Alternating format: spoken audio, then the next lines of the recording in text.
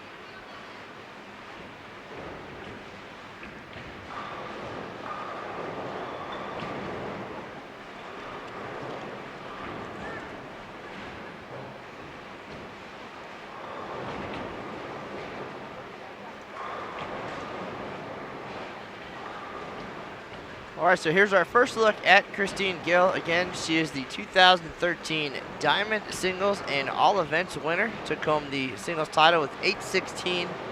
All Events 23-24, of course, back in the old days in 2013.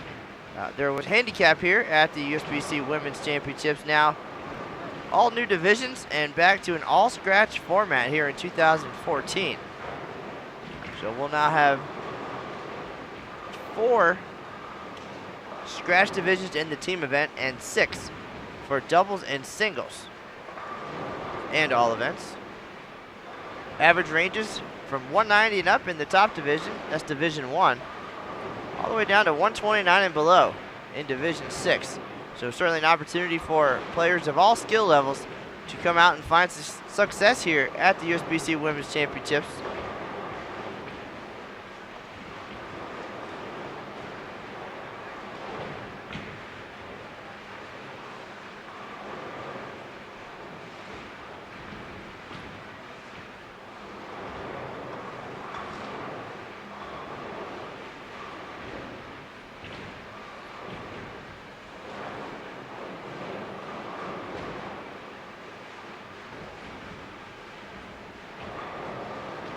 Just a recap of what these ladies did yesterday in the team event. Christine Gill, 644. Michelle Malley, 629. Debbie McMullen, 582. Sharon Powers, 565. Carrie Warner, 517. And Maria Fudge, 468. Maria competing in Division 2. The rest of these ladies are in Division 1. You can see the number 1 next to all their names up on the scoreboard cam to the left. That represents their doubles division, since we are starting off with a doubles competition.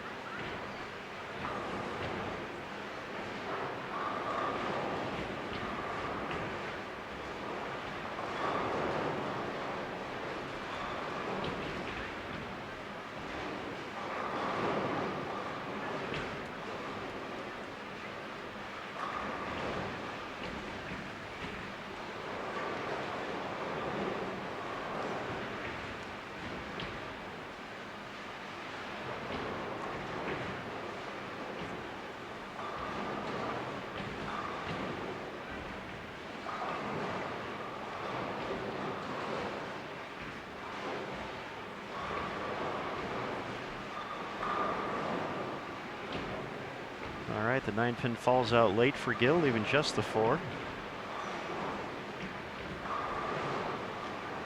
Christine was a former collegiate standout at McKendree University. Finished up her collegiate career in 2013.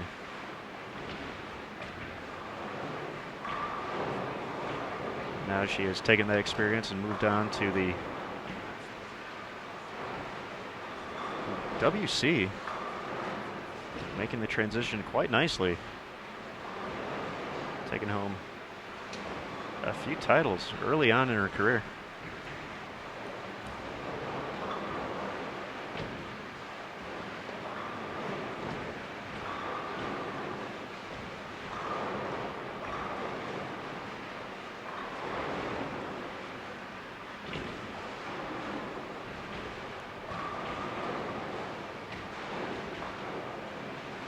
Nice shot by Carrie Warner there. As we mentioned, a action-packed noon doubles and singles squad here.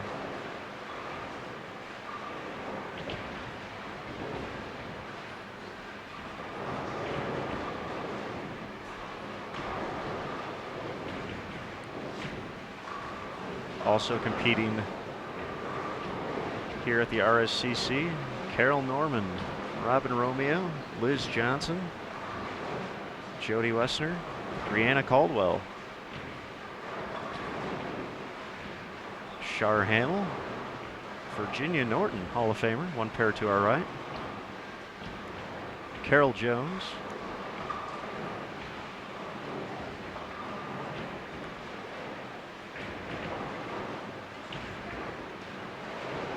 USBC Hall of Famer Pam Buckner,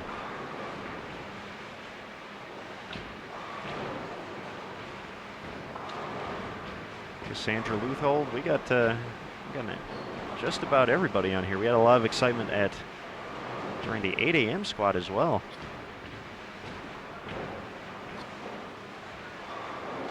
Nearly had a new leader in Division I singles.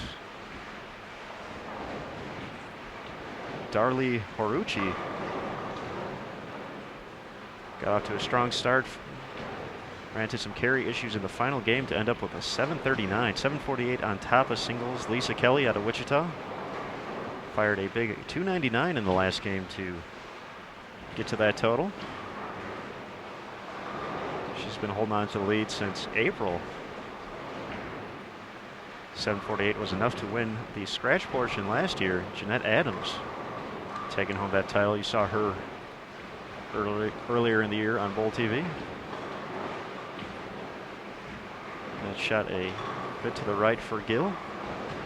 Fortunate just to leave the 1-2.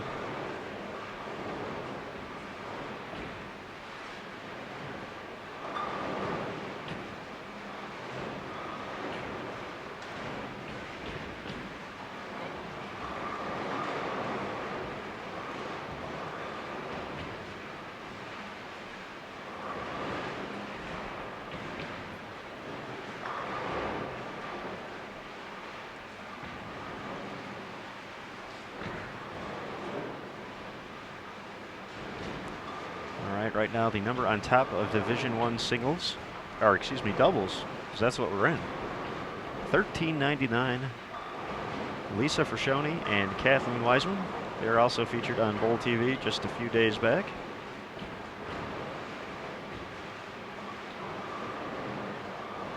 Their team event did not end as they would have hoped.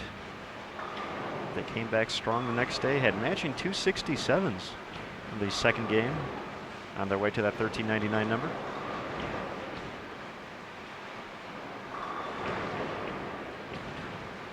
Laura Hardman and Jackie Reese made a run at that number during the 8 a.m. squad earlier today, finishing up at 13:44 to move into second. Wendy McPherson and Carol Giannotti also on that squad. We're in the 13:20s, so have a shakeup in the standings, but no new leaders in that opening squad.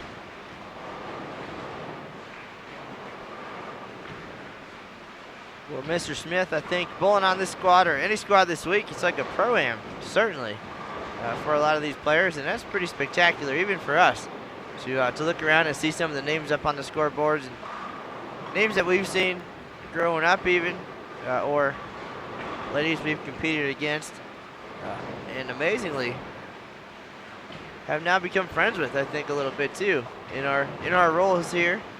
And that's probably the best part of it, knowing that they're going to come in every year, get to see them, and still a little bit starstruck, even now. And getting shouted out from across the venue here by Fran Deacon or Virginia Norton, that's pretty cool, I think. And certainly one of the job perks that we get to enjoy here at USBC.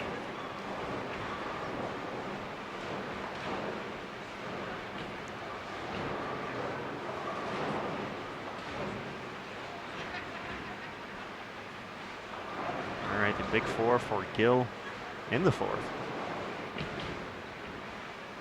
These ladies are bowling on the burn there with the 8 a.m. was the same pattern used in the team event, the 41-foot condition. For the noon squad, though, they come right on the lanes afterwards. So saw Christine and her group kind of scouting out the folks before them.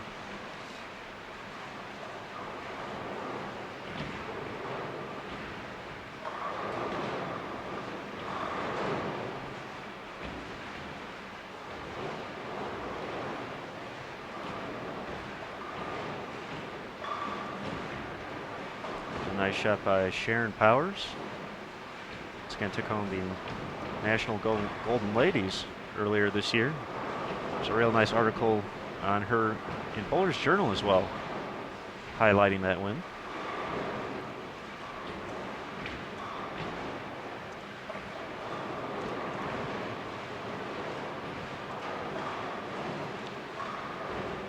All 10 back for Maria Fudge, her first double of the day.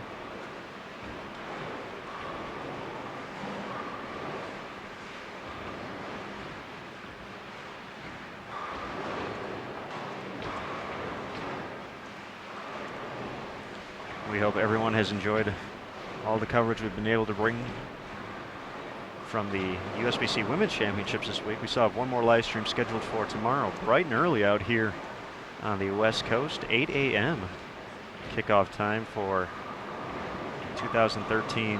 Great shot there by Malley. Tough break on the 8. Well, we will see 2013 scratch all events winner Rocio Restrepo take to the lanes for doubles and singles. She'll be on the lanes later tonight. Still have a few very solid teams rolling through the RSCC at 4 o'clock and 7 tonight. So be sure to check bowl.com for any updates or lead changes. We'll do our best to get the stories up as quick as we can. Anything can happen from squad to squad and during Queens Week here. We've seen it before, and who knows, we might see it one more time here in 2014. Especially this week, of course, with all this great talent. Anything and everything can happen. We've seen it many times over. We saw some amazing record scores back in 2010, and even though I wasn't there in person, certainly hearing about some of the excitement just from one pair to the next, and then reading about it on Bull.com later, it sounded like it sounded like they kept you pretty busy for starters, and no doubt that we can see that same excitement here in 2014. Looking down a little ways, Deandra Asbady, the 2012 Queens champion, started with 4 in a row, so we'll keep an eye on that. And we saw a great run yesterday by Liz Johnson and her team, coming within 1 ring 10 of taking the lead in the Diamond Team event. Right now, Jody Wessner, part of that record run in 2010, has the front 5. She shot 23.30 that year on her way to the Diamond and Scratch All Events titles, the highest score in Women's Championships history. So a very capable crew on that pair of lanes. So looking forward to seeing everything that's going to happen on this squad, I'm sure. Yeah, that worked out pretty well for Jody and her team, featuring Tracy Distel, Jessica Hatcher, and Rachel Del Cerrone, getting teamed up with 2 USBC Hall of Famers, Jeannie Narcato and Robin Romeo as well on that pair. So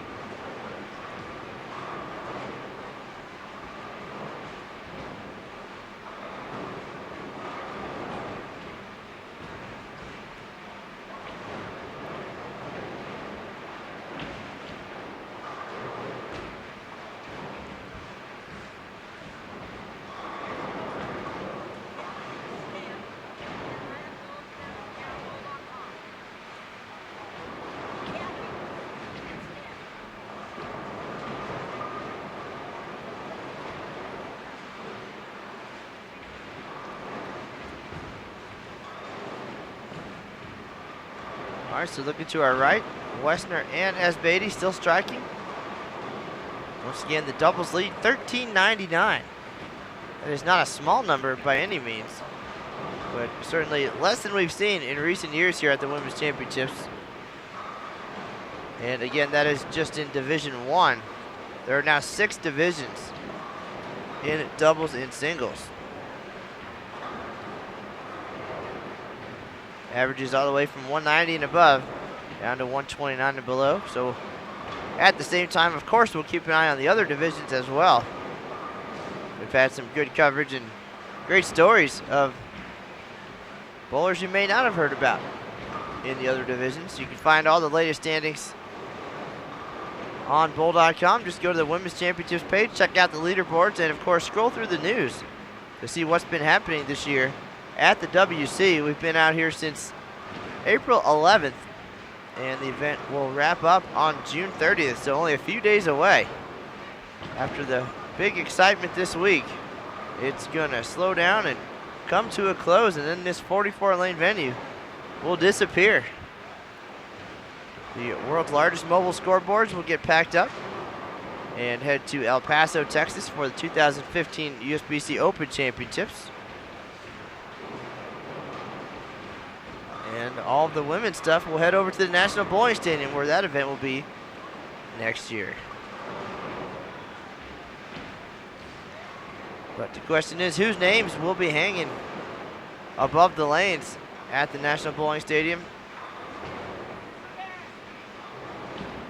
Perhaps we'll find out today.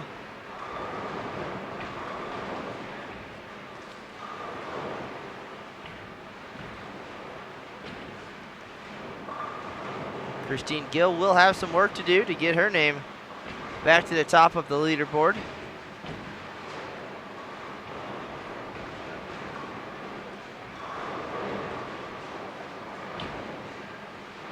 Now with the all-scratch format, she'll have some bigger numbers to shoot at here in 2014.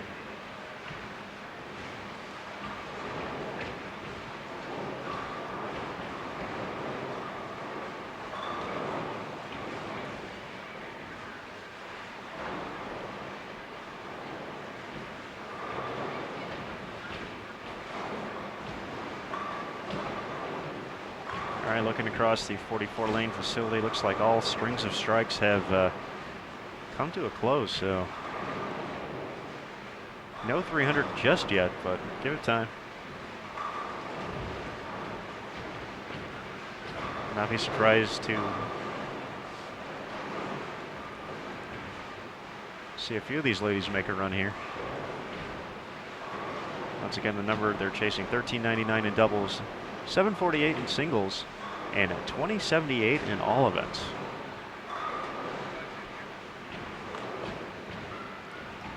Well, 20.78, of course, far less than the 22.74 we saw last year by Rocio Restrepo.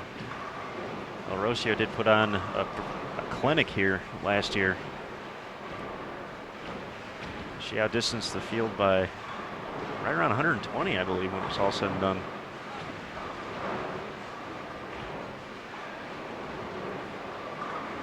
On her way to that title.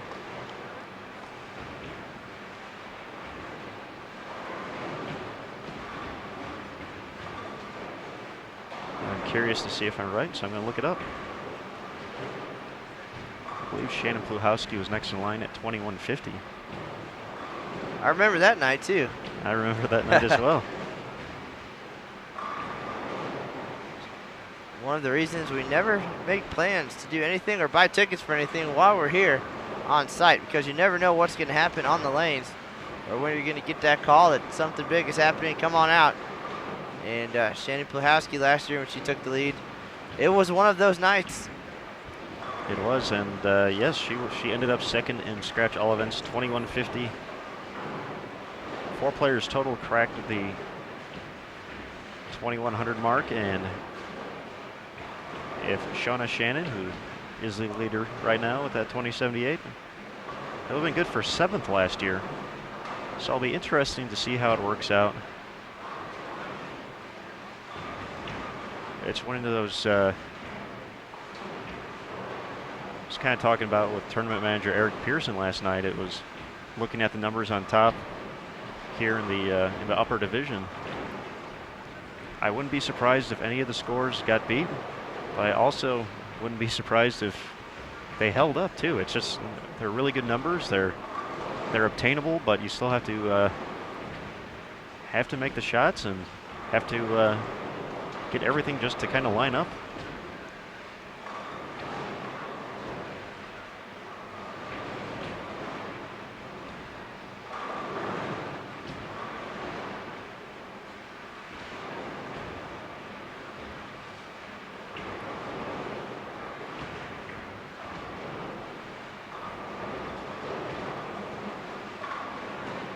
Nice shot by Malley there. Her second double.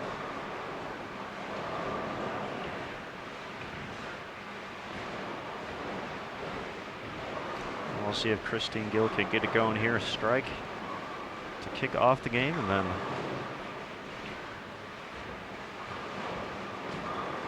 a bunch of spares and one open.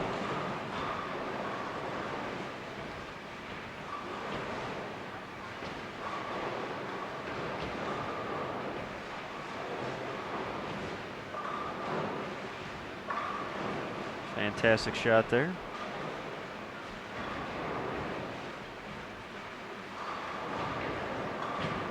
She threw a lot of shots just like that on her way to 2 titles last year.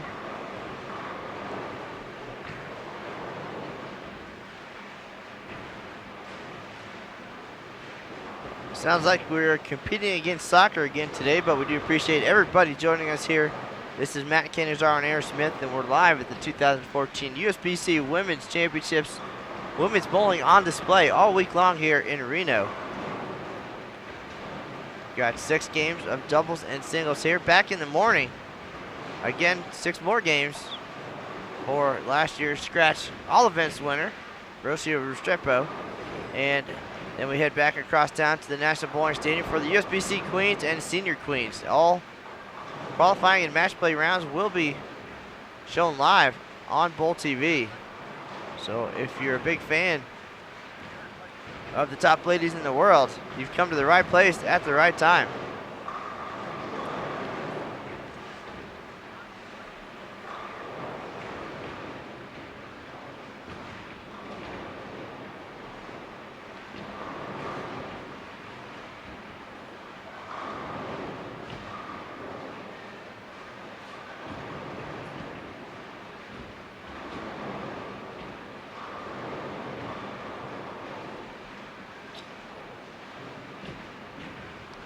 right, getting ready for the 9th frame. Debbie McMullen up on 20.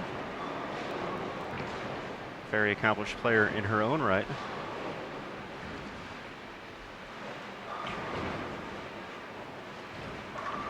Takes care of business in the 9th. Let's see if her doubles partner Malley can match the effort, make it 3 in a row to set up the 10th frame. Trips the 4, very nice.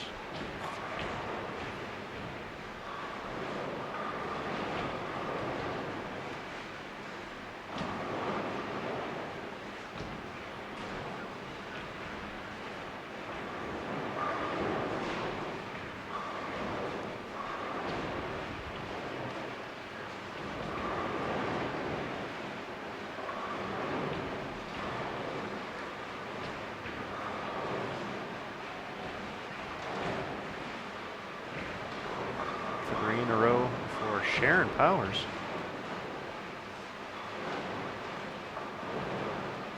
And another big 4 for Christine Gill. Once again, these ladies bowling on the burn here at the WC. So what they saw yesterday already has 6 games on it from doubles and singles earlier this morning.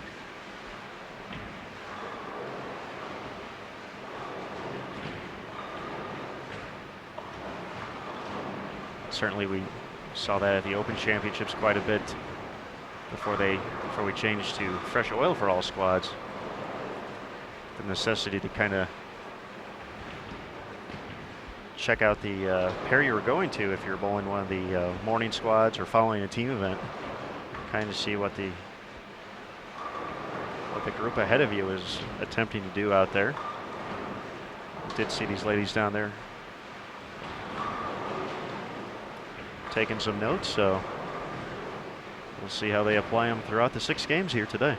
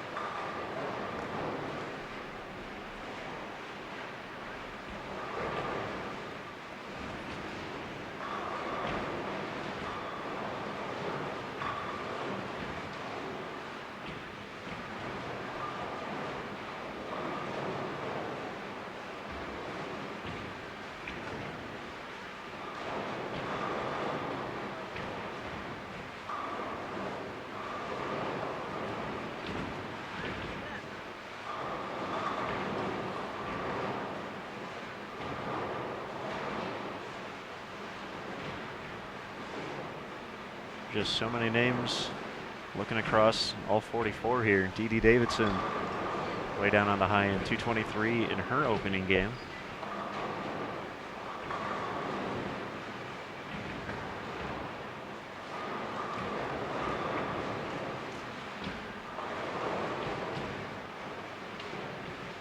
Deandra Aspady, Paola Gomez off to a strong start. Donna Connors and Carol Norman, 248, 233.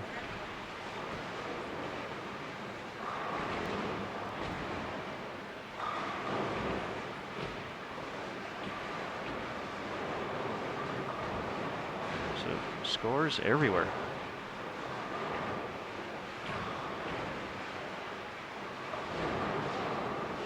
Samantha Shader and Brianna Caldwell putting up a pretty solid opening game here as well. Right now we're going to watch Michelle Malley cap off a 220 game here. 225.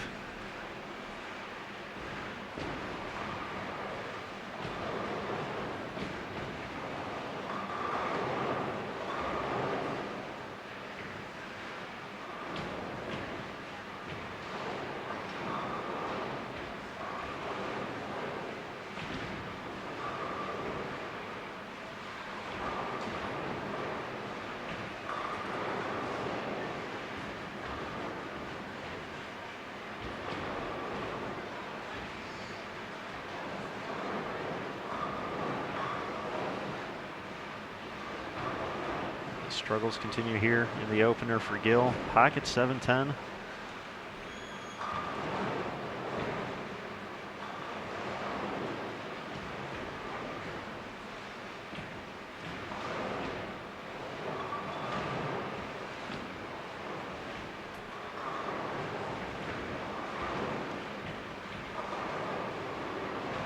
Not sure if she's going to try something different here. Looks like she's taking the thumb out, putting it into another ball, so I'm not sure if that's a spare ball or not, or try a different angle.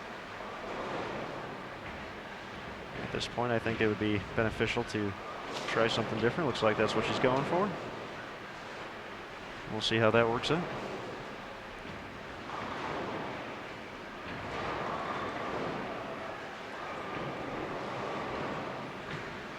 2078, a sizable number here at the Women's Championships, on top of the Division I all-event standings. So Gill certainly can have her work cut out for her the next 5 games. Had a good start yesterday, but is going to need to really get things going here, especially just looking down the concourse here. Of course, we saw a lot of strikes yesterday out of Liz Johnson and her team. Sue Jasorski, despite a tough finish in Game 3, was leading the pace here through 2 games. Yes, Sue ended up 7-11 with a $180 the last game, so she was firing away to start. Ran into some carry issues in Game 3. Start off with, where was she there? 230 something, I believe. 235. There it is.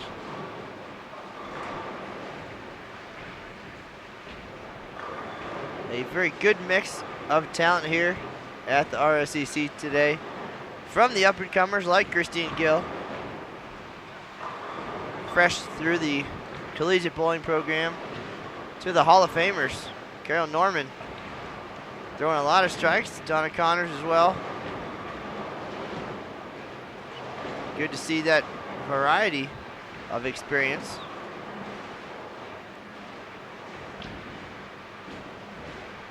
And of course the future Hall of Famers perhaps, Liz Johnson, Deandra S. Beatty, among others. But for the top competitors, Reno is the place to be this week, and many of them taking advantage of everything there is to do here, from the Women's Championships to the USBC Open Championships taking place just 4 miles away or so at the National Bowling Stadium. We also have the Storm Bowlers Journal Championships and the Columbia 340 frame game. So if you're a young lady and you like bowling, come on out, take advantage. If you don't have a team, get on the sub board at these great events. There's still time to register for the Queens and Senior Queens.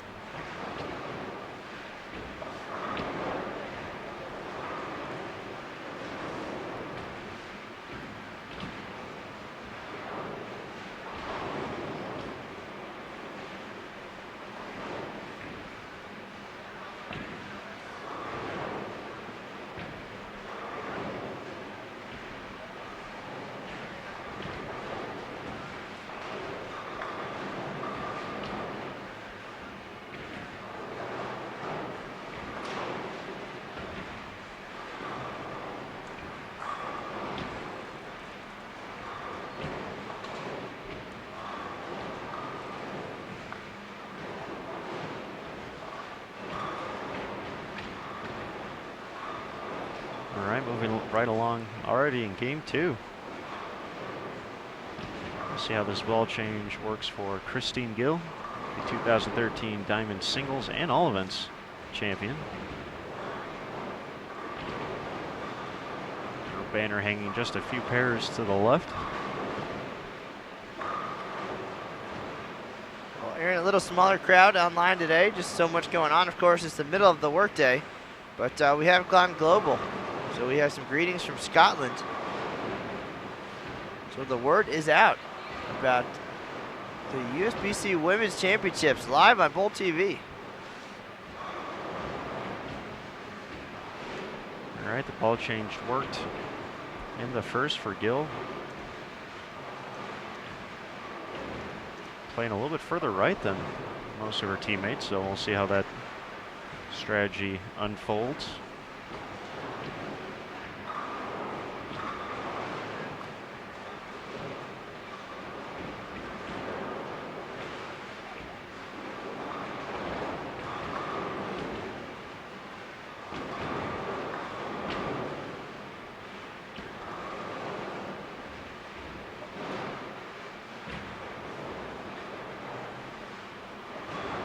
So a 450 double start for Brianna Caldwell and Samantha Shader. Donna Connors and Carol Norman, though, looking to lead the way. 481 seems to be the big double set out there so far. Of course, 1399 score they are attempting to chase down. Set just a few days ago by Lisa Frashani and Kathleen Weisman. Also a few products of the collegiate game, both strong players in the NCAA field. Gill, a competitor at McKendree University, or in her final year, 12-13 season, took home a title at the Brunswick Southern, so Tier 1 title, averaged 209 at that event. She just missed a great opportunity to study under two of the best, Brian and Shannon O'Keefe. They're headed that way. Already sold their house in Texas. Saw Shannon yesterday, and they're getting ready to take over coaching at McKendree, so look out for them. Already a strong program, can only get better now with a former Team USA assistant coach and one of the best ladies in the world at the helm.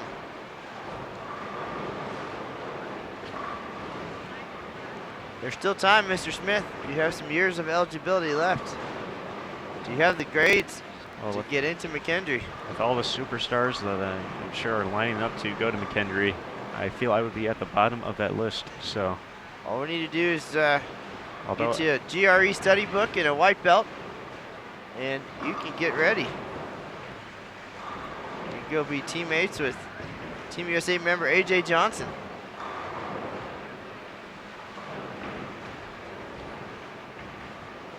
I don't need to hold them back, so. I say he'll get up there, he'll pat you on the back. Come on, Aaron, set me up.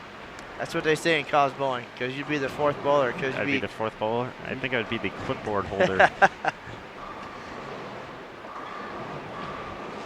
As long as I get one of the cool uniforms, that's all I need, Brian.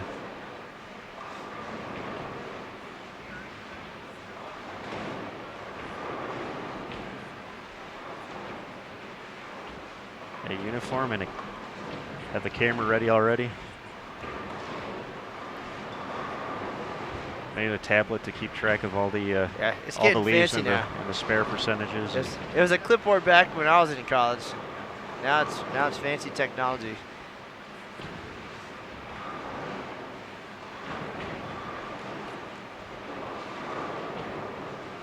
Wait, they had paper back when you were in college? See what I did there? It's fun being not as old as you.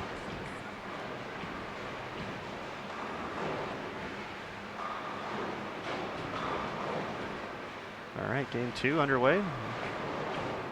Looks like that ball change for Christine Gill. So far, so good. 2 for 2. Her doubles partner, Sharon Powers, is connected for the 3rd time. Having some fun out there.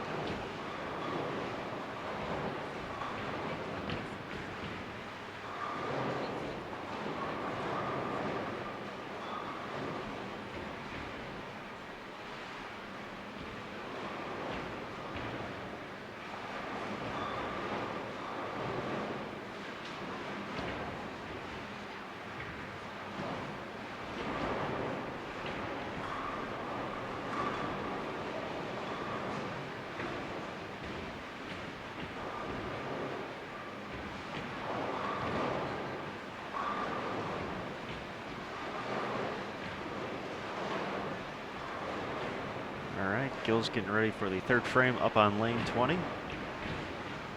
Looks like she made the change to something Pearl.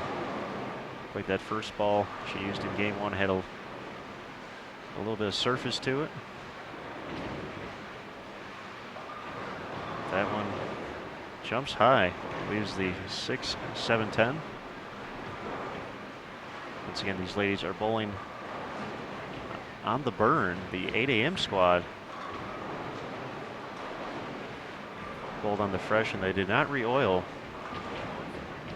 for the noon squad. These ladies have to navigate this 41-foot pattern that's been already seen 6 games on it.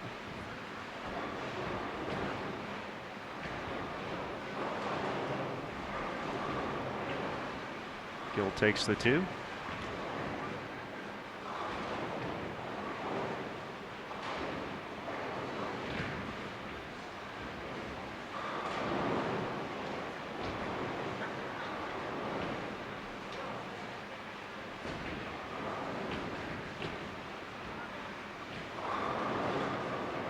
A 5-pin falls forward for Carrie Warner.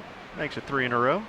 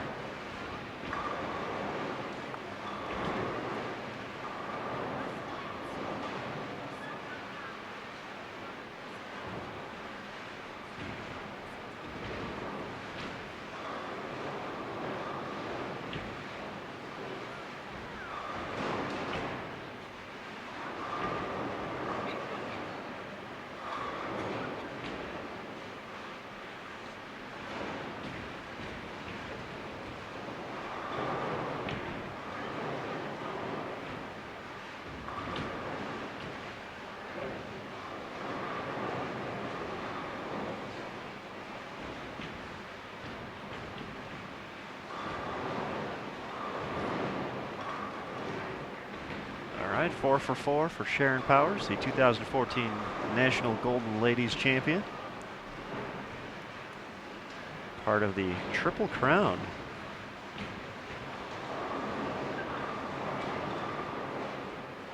For senior female players. The second leg of that coming up in just a few days on Saturday. USBC Senior Queens, along with the USBC Queens, will be taking place at the National Bowling Stadium just a few blocks north of the Reno-Sparks Convention Center. That'll be starting on Saturday, and then the final leg of the Triple Crown taking place in late July, about a month from now, in Rockford, Illinois, at the 2014 Senior U.S. Women's Open. The qualifying from all 3 events will determine the competitors who make the Triple Crown shootout. Then from there, they'll have a match play bracket to determine the winner. Last year, the Queens was the final leg, taking place at the International Training and Research Center. Get to watch all of that live on Bowl TV, and if you want to check out the archives of that event after you're done here, be sure to check out all the archive footage and all the great features that USBC offers on Bowl TV.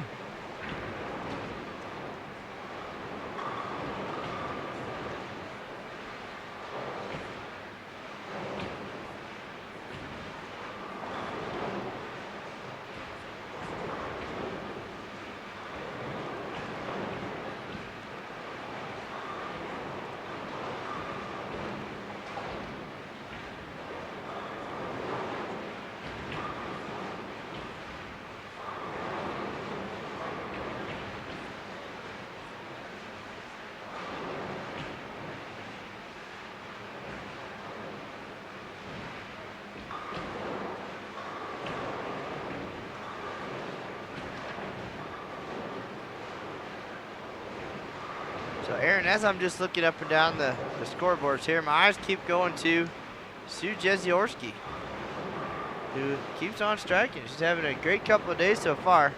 235 start, and she's got 4 of the first 6. Of course, a lot of strikes thrown by that team. One pair to the left. Jeannie Nakarado, she knows something about throwing strikes. She's got the front 5 here. Also, her doubles partner, Robin Romeo, the Hall of Famer, 5 in a row. So that's a pretty solid doubles effort there in game 2, 10 for 10. I would say 422 in the opener for them. 2 great shots on our feature pair and half the back row. So I'll say if you love women's bowling, and those are some familiar names because I'm sure they are, you can check them out on xbowling.com. We did that from home last night, I won't lie. I knew there were some talented teams, and I had it pulled up, doing a few things, but had the scoreboards going. Very helpful tool to be able to watch bowling from a distance. And again, xbowling.com, you just find the Reno-Sparks Convention Center on there, and it'll take you. You have a look at all the lanes. Just pick the one that you'd like. Right now, those ladies are striking it up on 25 and 26, 27, 28. Right now, Aaron Smith and I, this is Matt Canizar, we're live behind lanes 19 and 20 here at the RSCC. Taking a look at 2013 Diamond Singles and All Events winner, Christine Gill. And though not as many strikes here on this pair, certainly the potential. You certainly don't win a title at the Women's Championships without throwing a few. A lot of talent on this pair and across the house, and we're glad to be here showing off the venue and some great talent on Bowl TV.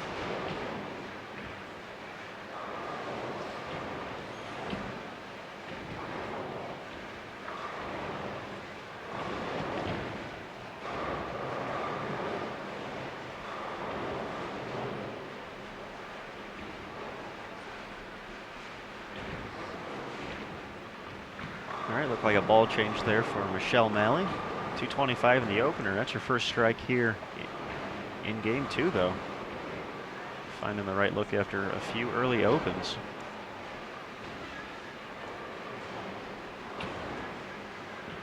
Here's your doubles partner, Debbie McMullen.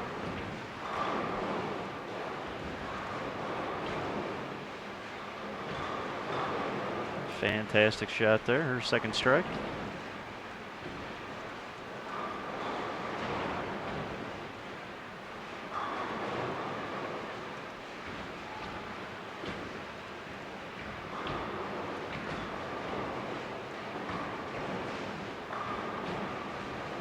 Fantastic shot there by Christine. Looked like she moved in a little bit.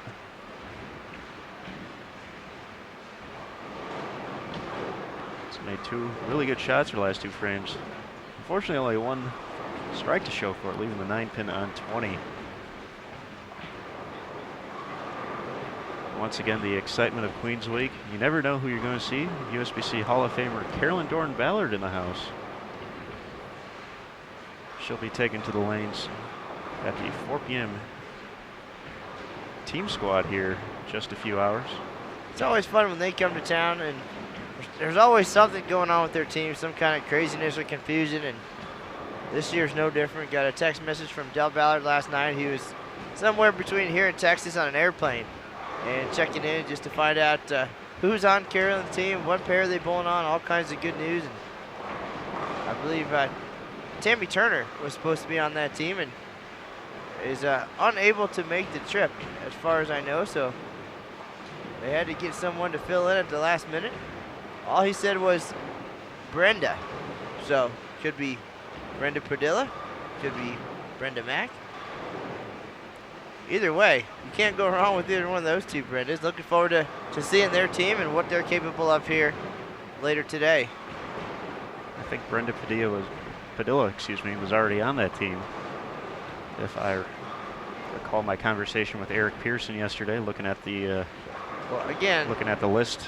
Any conversation that comes from Dell or with Dell is it's always a bit of a challenge. So you just never know with that young man. It's always entertaining. But sometimes the facts maybe not quite right.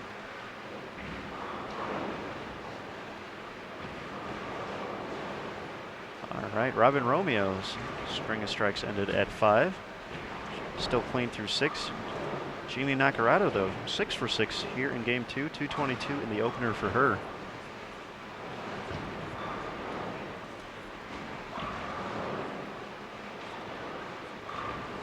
So we'll keep you up to date there on 25 and 6. We are on 19 and 20. Great shot there by Malley. That ball change just at the right time.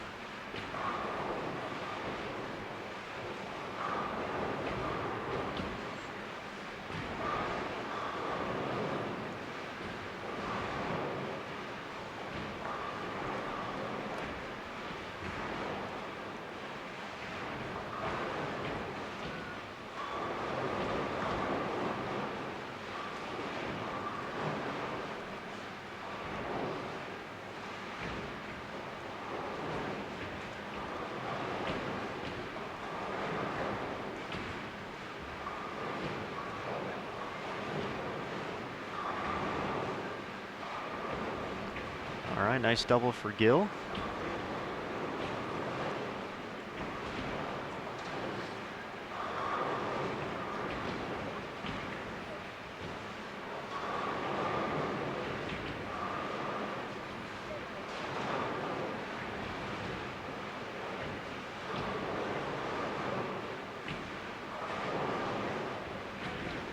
And Warner mixes them up as well. Looks like these ladies are starting to get comfortable here. Once again, bowling on the burn. I have to navigate what the folks bowling at the 8 a.m. squad left ahead of them.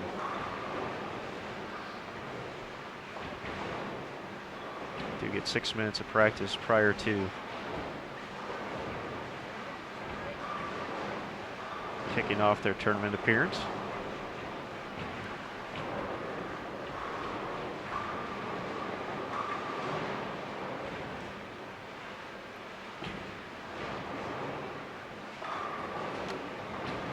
Three in a row for Debbie McMullen.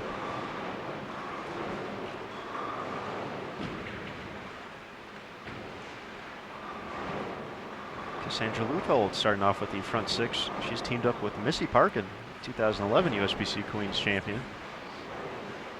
Parkin 192 in the opener. Start with the front 4 before an open in the 5th. Cassandra had 238.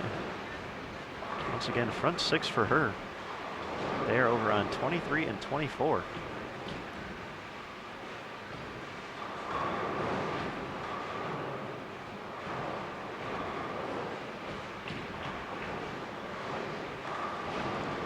Great shot by Sharon Powers, sending all 10 back.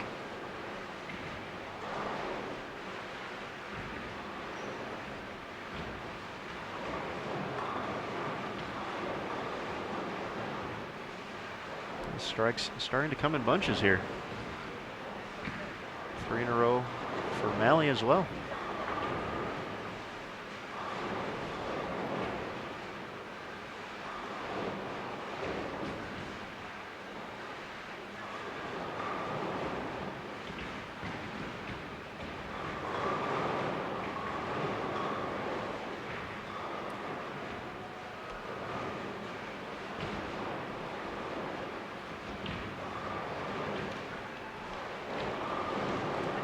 Trip 4 for Christine. That move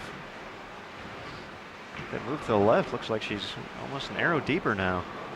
Giving her a little bit more room to play with. Was a little sensitive when she was closer to second arrow. Had a few shots jump high on her, but looking like she's got the right ball in her hand finally and putting some strikes up.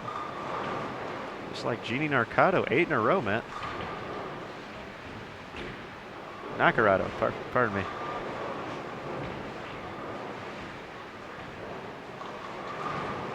Strikes piling up across the Reno-Sparks Convention Center.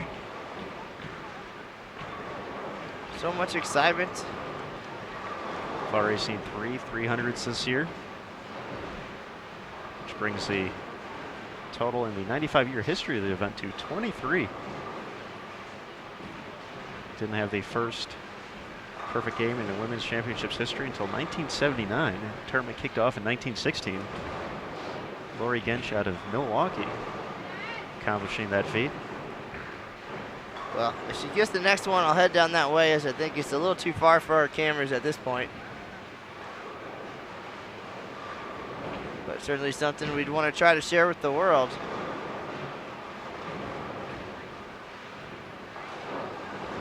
That would certainly put her and Robin in a solid position to possibly run down that 13.99. Robin started with the front 5, has spared the last 3 frames. Donna Connors and Carol Norman, who had the big first game, 481, falling a little off pace here.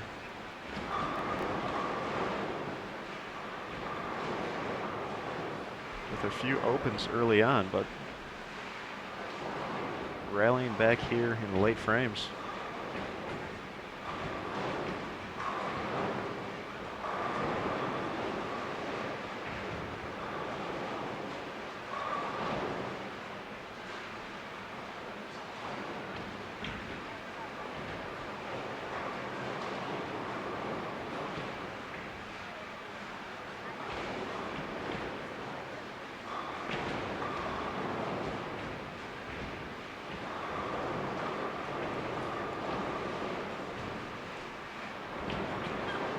Aaron Jeannie Nakarado knows a little bit something about striking. As I mentioned earlier, she holds the women's record for consecutive strikes, 40 in a row, rolled during the Women's Central State Tournament back in 1986.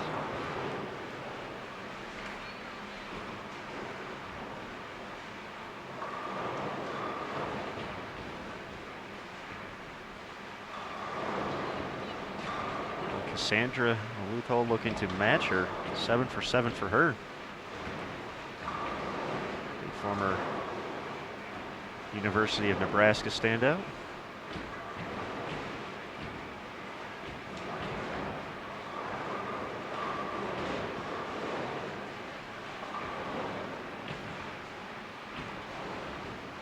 So much going on. We're already in the 10th, or getting ready for the 10th frame. I lied, we are in the 10th frame.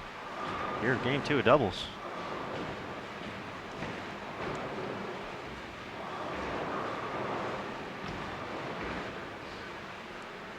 Maria Fudge and Carrie Warner finishing up first. Jeannie making her 9th delivery. Looks like you got some work to do, Matt Cannizzaro. All right, I'm gonna head that way. Stick around and see if Cassandra Luthold can continue striking too. All right, but on 25 and 6, Jeannie Nakarado, front 9. So we'll give you the play-by-play as Matt will make his way down to the lanes. If he doesn't kick the table over first.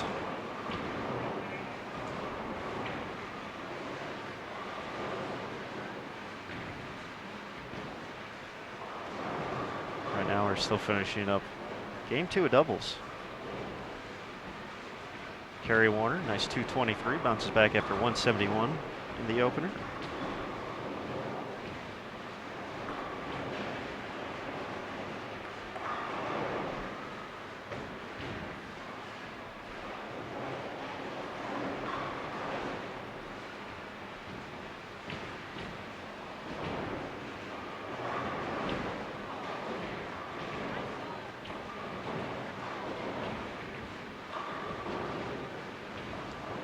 Luthold makes it 8 for 8 over on 23 and 4.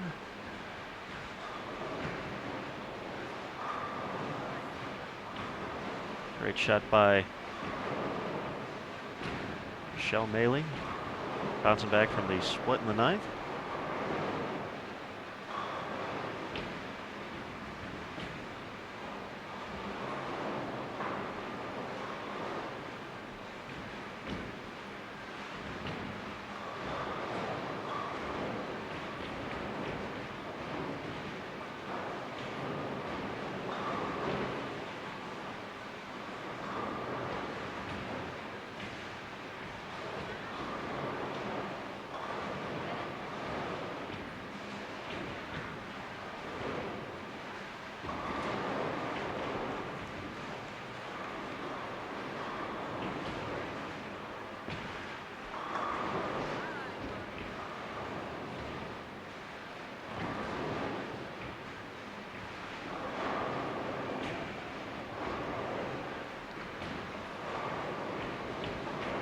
200 on the nose for Debbie McMullen.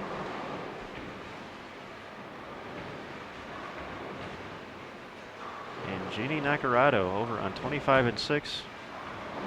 Getting ready to step up here in the 10th frame. Started with the front 9. Matt Cannizzaro made his way down there. Unfortunately, could not turn the cameras all the way over there. I'll give you the play-by-play though. Doubles partner Robin Romeo in the 250s. Jeannie's first shot is away. Solid front 10.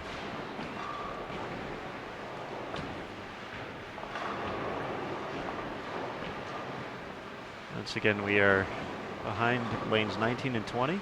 Watching Christine Gill. She's getting ready to step up on 19. Right now, all eyes over on 25 and 6. USBC Hall of Famer Jeannie Nacarado. Front 10. Doubles partner Robin Romeo finishes up at 254.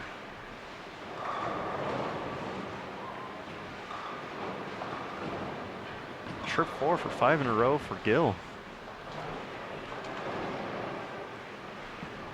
Nacarado's 11th shot, dead flush. So she's got an honor score already. Can she make it the 24th perfect game in the Women's Championships history, the 4th of the year? Matt Cannizzaro, cell phone ready.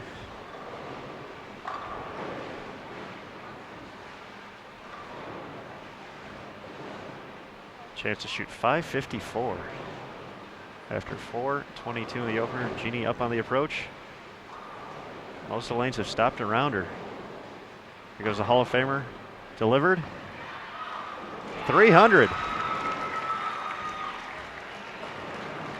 Jeannie Nacarado, USBC Hall of Famer, the 24th perfect game in Women's Championships history.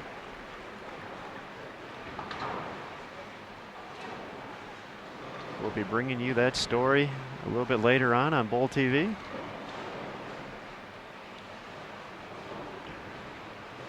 Puts her and Romeo at 946 after 2 games. So well within reach of the 1399 up on top.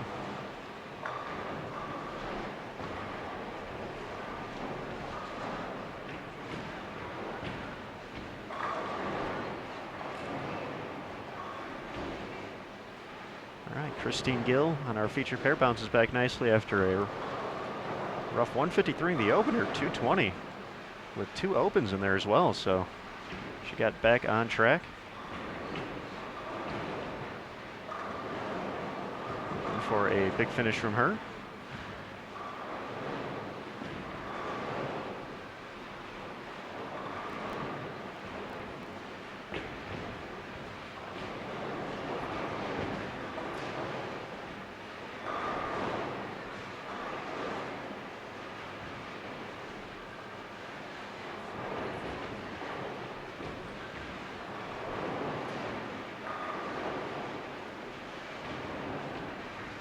Excuse me, from earlier, 976 for Jeannie Nacarado, and Robin Romeo making the turn.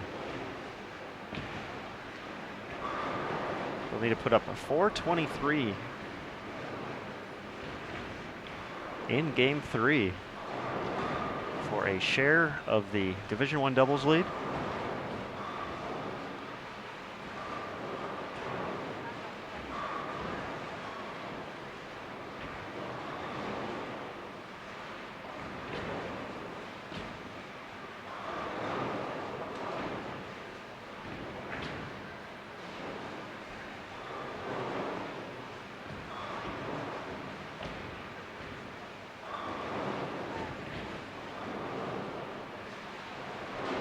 Sandra Luthold getting ready to step up on lane 24 with the front 8.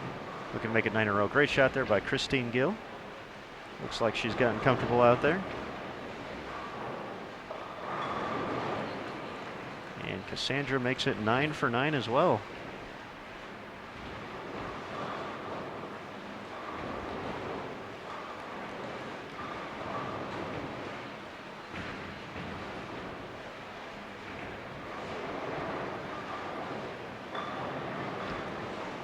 So strikes everywhere here at the Reno-Sparks Convention Center. Be home for the second consecutive year of the United States Bowling Congress Women's Championships Tournament.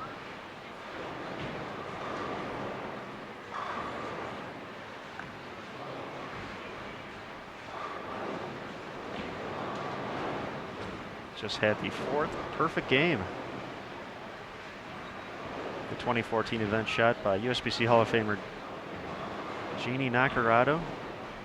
One pair to her left. Former collegiate standout at Nebraska, Cassandra Luthold, has the front 9. We are putting Matt Cannizzaro to work today.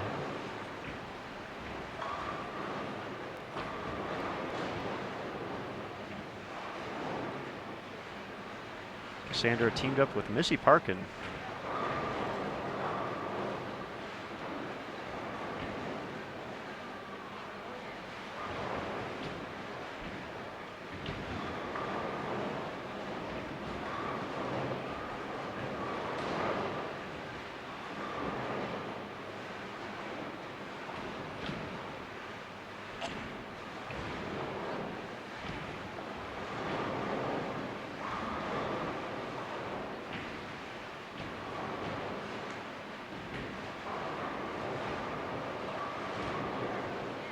Nice break for Michelle there, making it 2 in a row.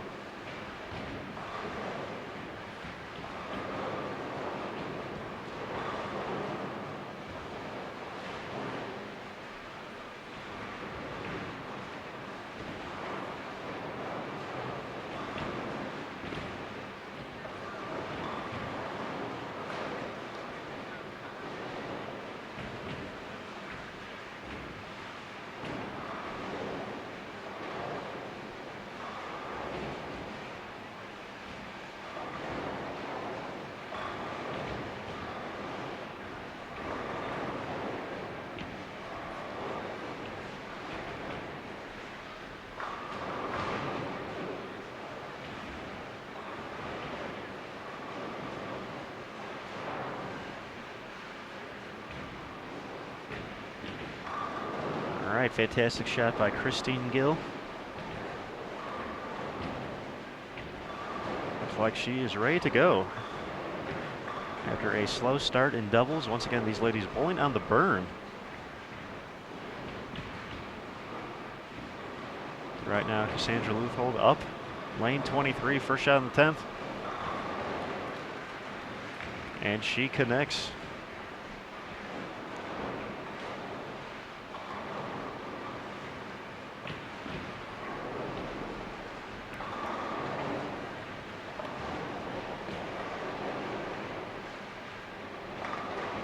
Already won 300 here in game 2. Can we make it another?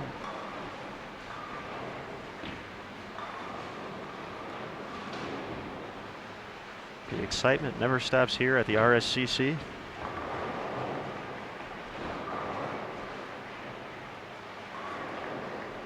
All right, Cassandra up on the approach, looking to make it in front 11. Connects. Here we go. Another front 11. Matt Cannizzaro on the spot.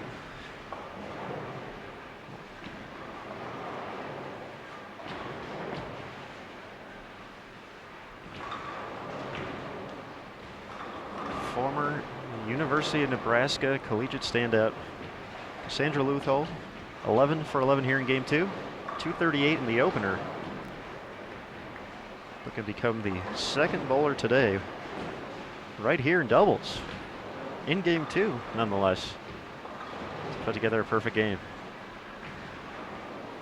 Looks like she's going to have a few lanes of courtesy from each direction.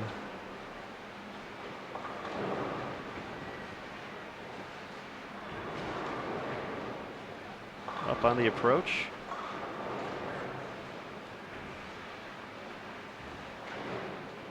Ball is away. And the 7-pin, light mixer 7, does not connect. 299. Hit it a little bit light. sent a few pins, but was unable to knock over the 7-pin Cassandra Luthold.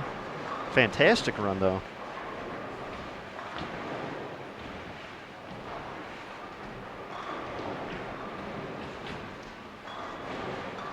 We knew these ladies were going to put on a show today.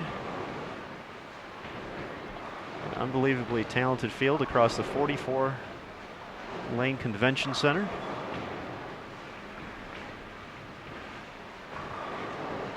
And we just had a 300 and 299 to show for it.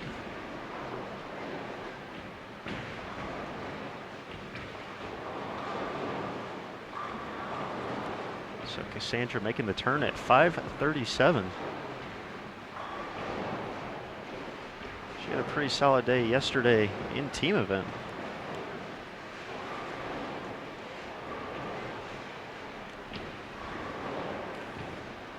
Finished up with 675, so she's going to be eyeing that all events number as well if she keeps throwing shots like that. Matt Cannizzaro back on premises. First three for Christine Gill. She's looking to join in the fun.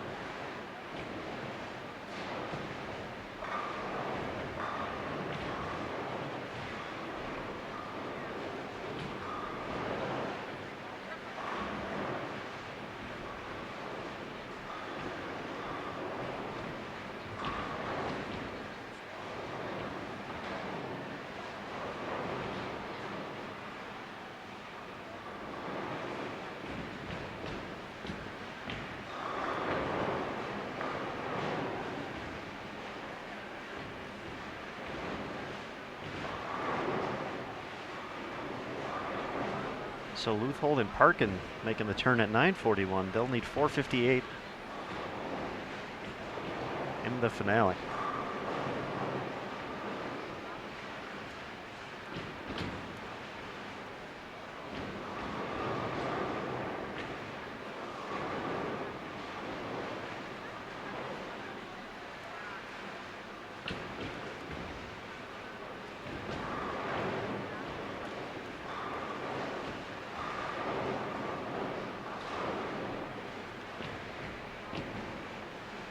So we'll keep you up to date on those doubles pairings as well as our feature pair here.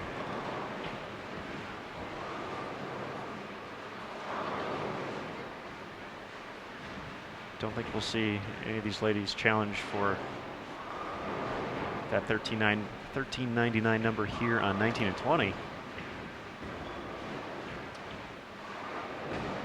But certainly a lot of room left. Christine Gill, the 2013 Diamond Singles and All Events champion. Got off to a 6:44 start in team event yesterday. Struggled out of the gates here in doubles. 153, came back with a nice 220. And looking to make it 4 for 4. Here in game 3.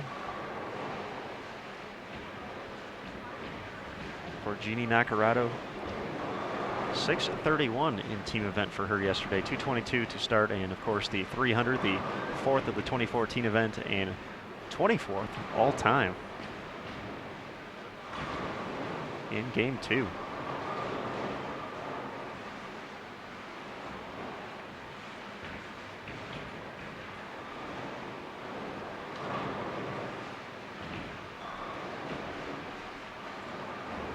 Matt Cannizzaro, you got to be down in the trenches for both of those shots. A lot of emotion from Jeannie Nacarado. Tell us what it was like to be right down there with all the ladies. Well, again, we've been talking about some of the names of those players down there. Of course, it's like a who's who, a pro-am a Hall of Fame induction ceremony, call it what you like, but everybody very accomplished, and it's very humbling, of course, to be down there. And then Jeannie Nakarada, who's been around for a couple of years, striking away. We mentioned her consecutive strike record back in 1986, and she still got it here in 2014, and she threw that last strike, and there was some instant tears, not only from her, but from her friends and teammates. And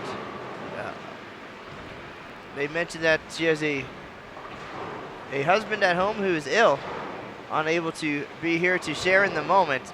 So of course some emotion there, not only for her, but for the others. It's always exciting and emotional to find such great success on bowling's biggest stages. And of course you want to have those folks there to share that with, but I know they got on the phone immediately and spread the word. So very happy for her on that performance, and see if they can keep the strikes coming here in game number 3. And then of course Cassandra Luthold, we've seen her throw a whole lot of strikes in her day. Certainly an up-and-comer, and well on her way to a fantastic career at all of these ladies events. So I'm sure there's a 300 in her future, but that last shot as good as you can get, and unfortunately just didn't get them all to fall her way.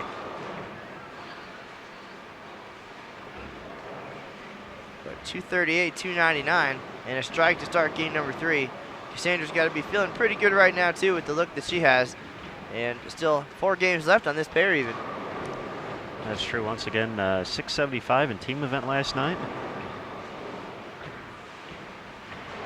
So putting herself in position to make a run at the all events number as well.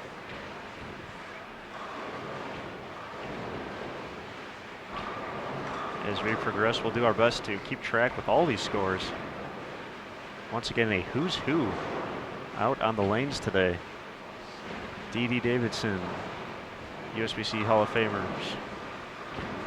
Sandra Postma, obviously Jeannie Nakarado, and Robin Romeo, Fran Deacon, Virginia Norton. All out on the lanes. A lot of past champions here. A few ladies with Queen's titles.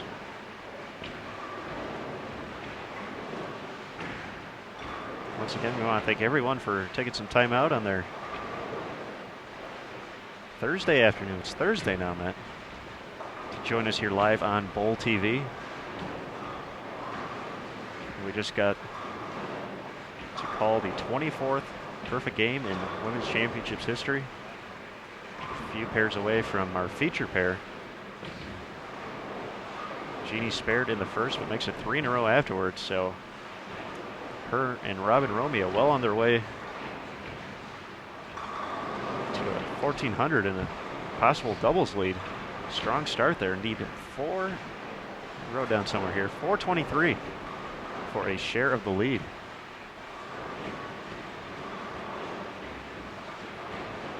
So we will have that story up, possibly with new doubles leaders. A few thoughts from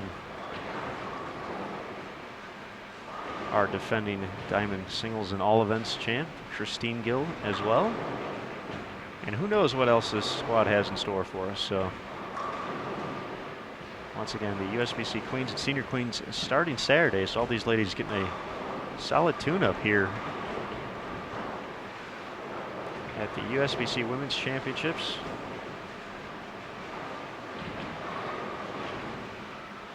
We're seeing a lot of strikes out there right now.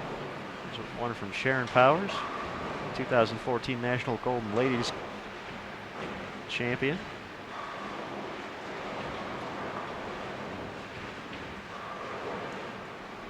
Greg Moore and Andy Zumwalt making sure everything is good to go for us.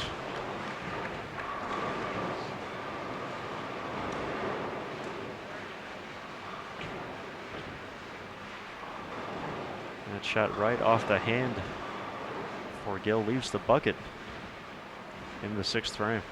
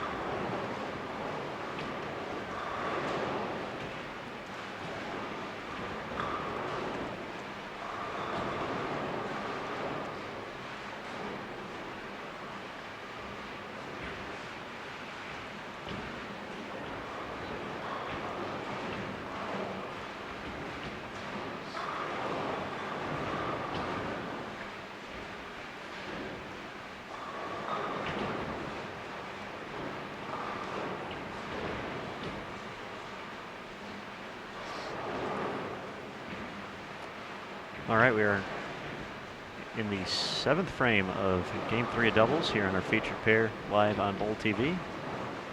Behind lanes 19 and 20 at the Reno-Sparks Convention Center. 2013 Diamond Singles and All Events champion Christine Gill started this game off with the front 5.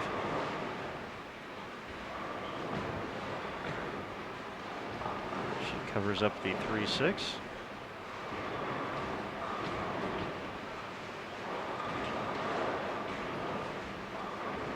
Robin Romeo and Jeannie Nacarado, 8 out of 10 strikes halfway through Game 3. Needed 423 to move into the Division I doubles lead. 13.99 up on top right now. So looks like they are well on their way to the first 1,400 of the 2014 event.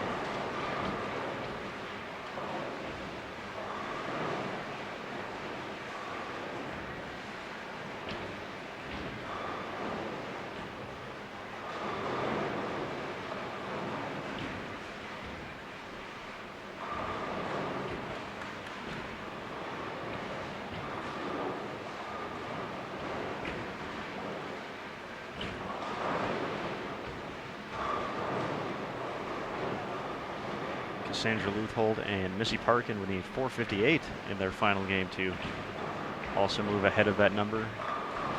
Luthold start off with the front 3 after 299 in Game 2. Parkin 3 spares through 3 frames.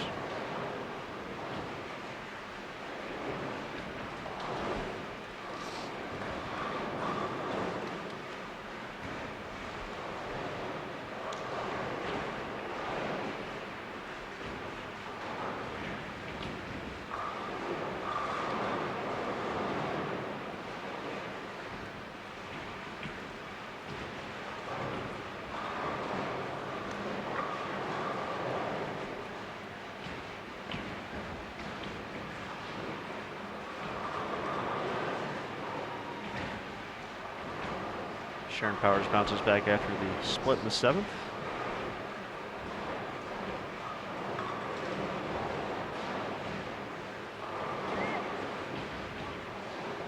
Make it 7 out of 8 for Michelle Malley.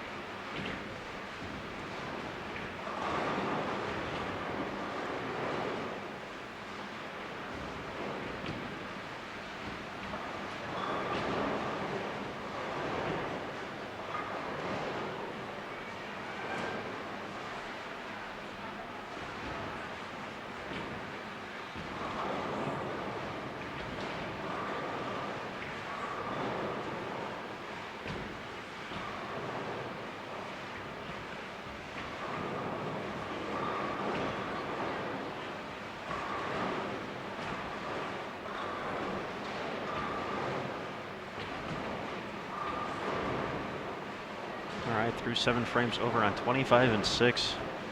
Robin Romeo and Jeannie Nacarado cruising.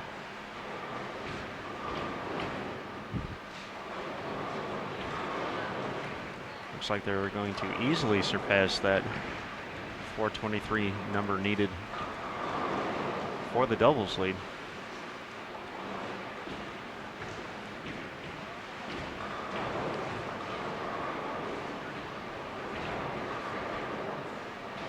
So I think it might not be a matter of if they're going to do it, it's by a matter of how much.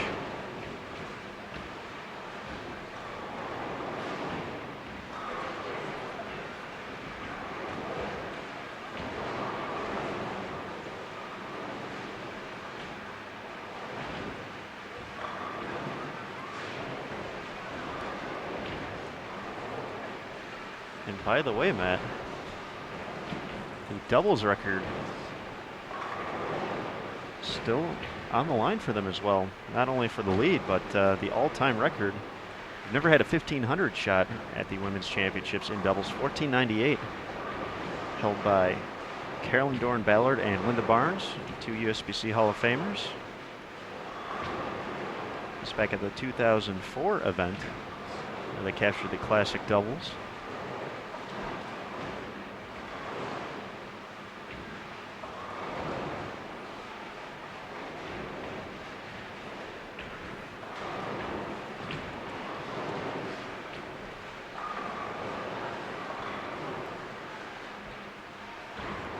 .24 still out there, so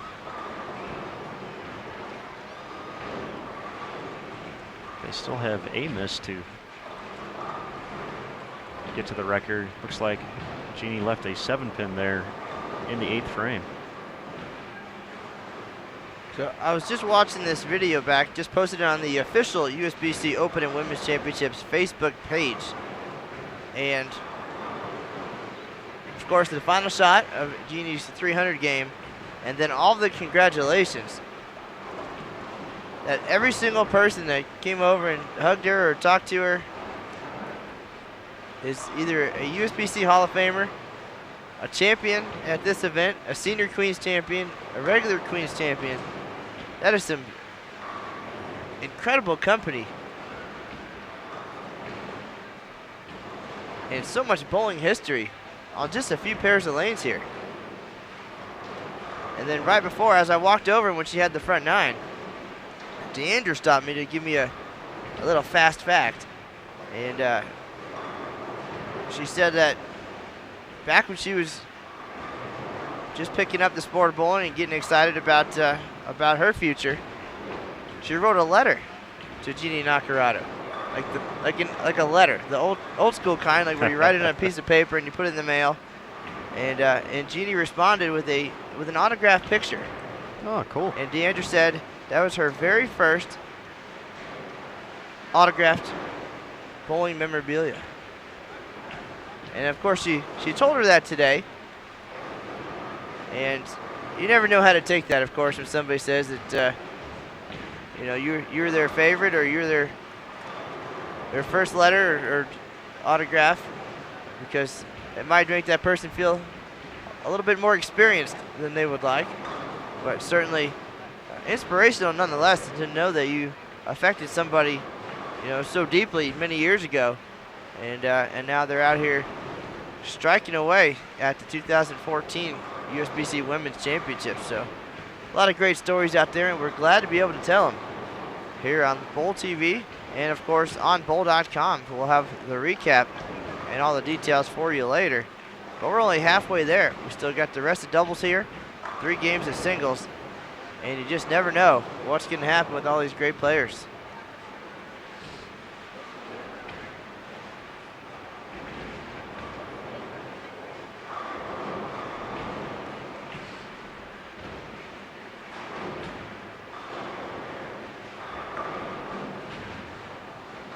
Right now, those 2 videos up again on the official USBC Open and Women's Championships Facebook page, and they're blowing up already.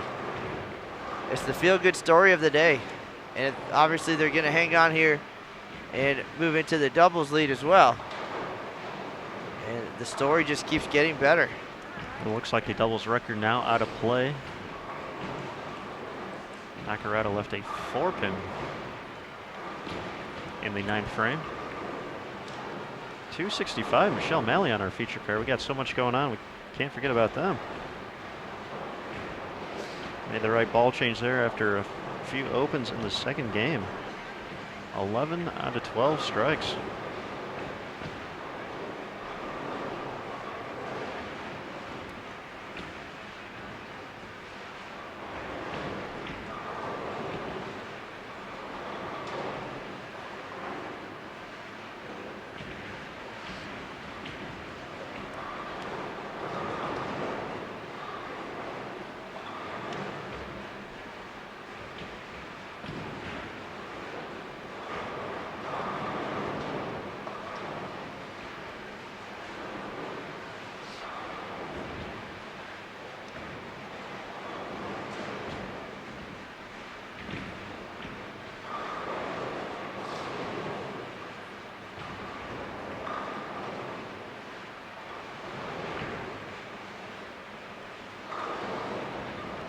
Looks like Christine Gill going for back-to-back 220 games. They strike on the fill ball.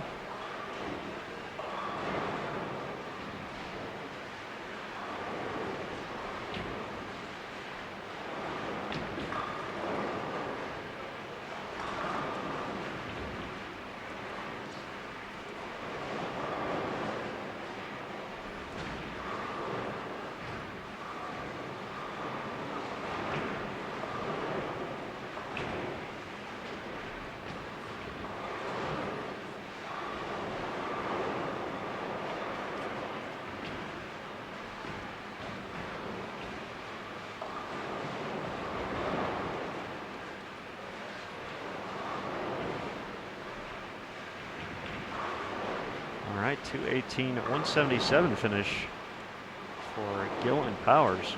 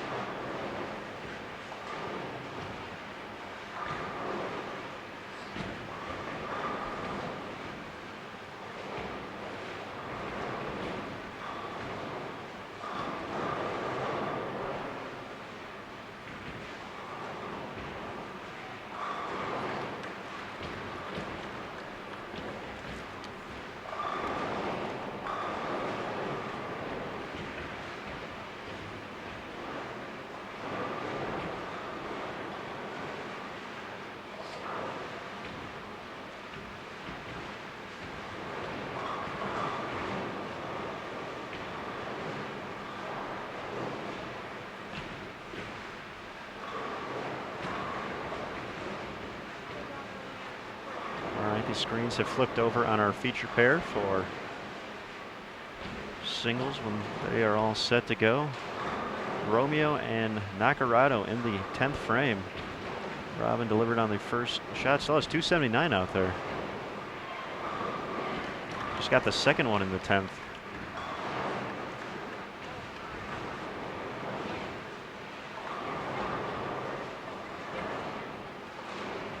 They got a lot, Matt.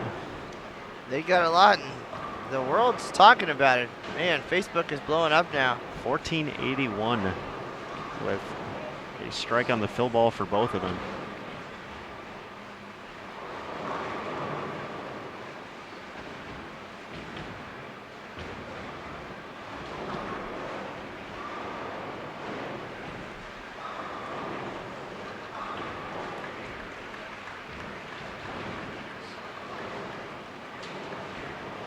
Robin Romeo in the books, 279 for 733.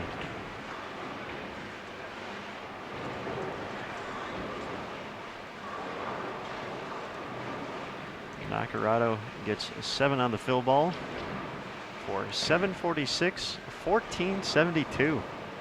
Holy cow.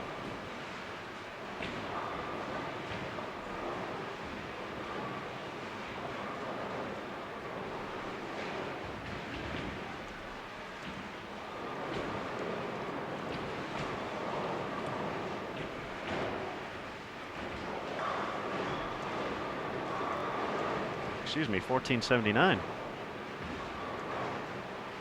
Took a second to upload that last fill ball on the screen. So 1479, the new number in the new number. A new number. I'm thinking that is the number. I don't know. I don't want to call it. There's still a lot of great players that come in this week, but holy moly, 2 Hall of Famers teaming up for 1479 here at the 2014 USBC Women's.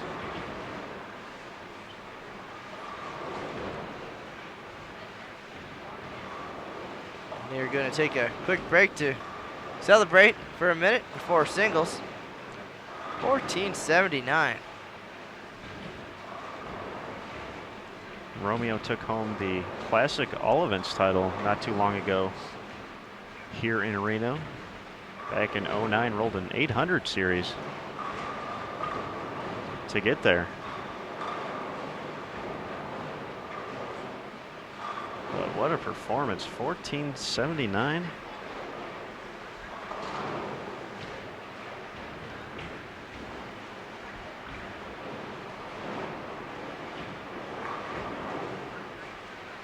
The 4th highest double set in tournament history.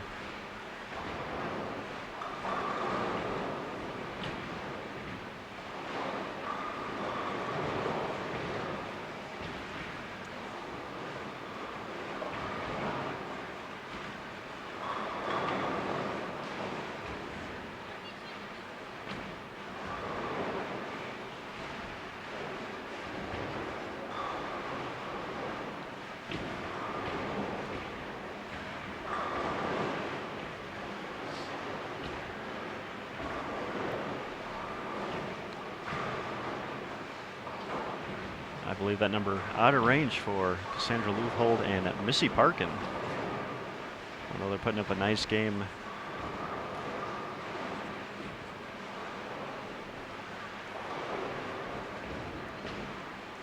I don't believe that's going to be matched.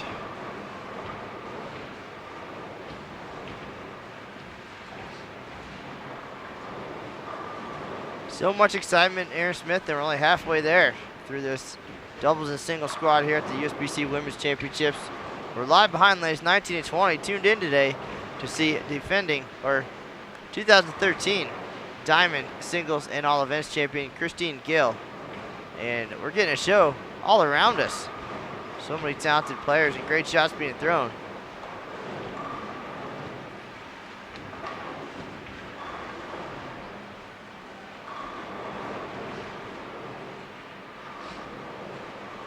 So our feature pair already flipped into singles. A few other pairs still finishing up doubles, so as soon as we can get all those scores down, we will let you know what some folks need for all events. So far today, we've seen the 3rd highest doubles game in tournament history, 554, on the way to the doubles lead with 1379, the 4th highest total in tournament history, the 24th perfect game in 95 years here at the Women's Championships by Jeannie Nacarado, USBC Hall of Famer. There's going to be one fact-filled story.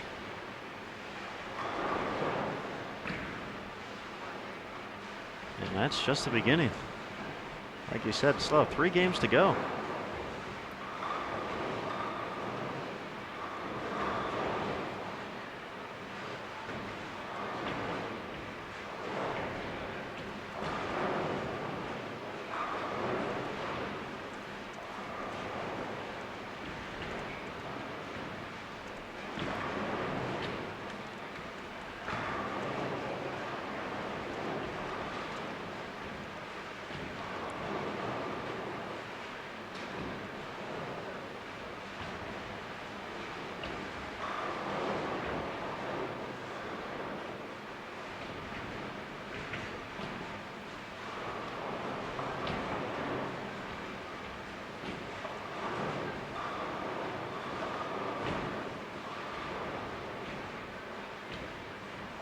Parkin and Luthold can still get to 1422.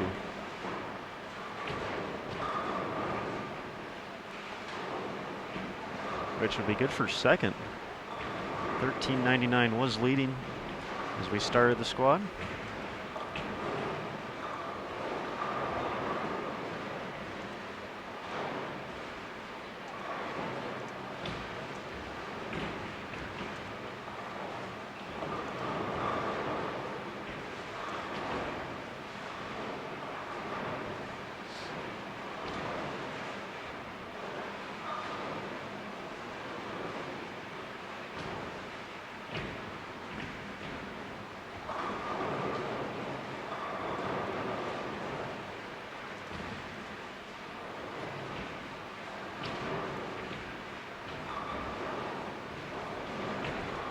Great effort there by Michelle Malley on the 6-7.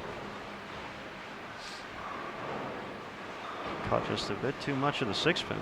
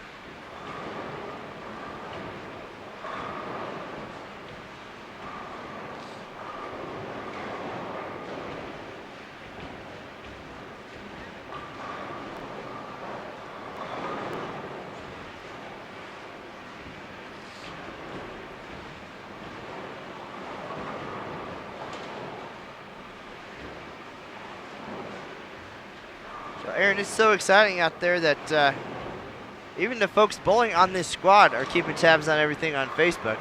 We just posted the details about the new doubles leaders and saw that Rachel Giddings liked the post, and she's a few lanes away even.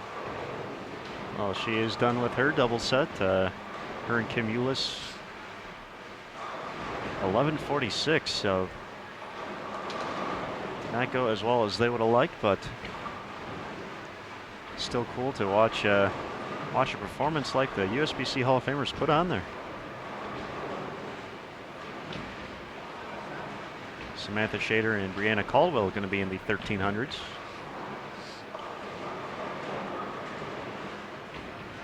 Yes, the doubles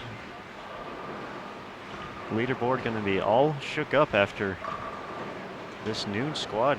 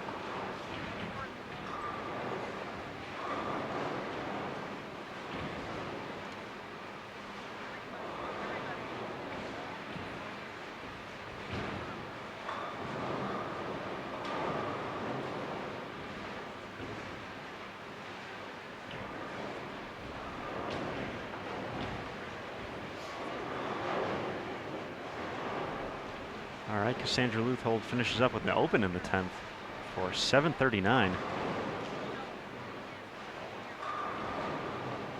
Parkin finishes 227. They're going to be at 1370.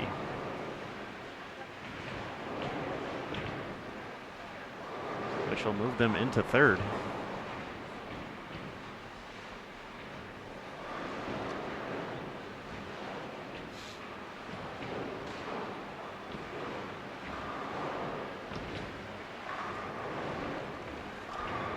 So with that, man, I think everyone are keeping an eye on in the book. So do a little math, get an idea of all events. Certainly a few ladies are going to be challenging that 2078 number posted just yesterday by Shauna Shannon.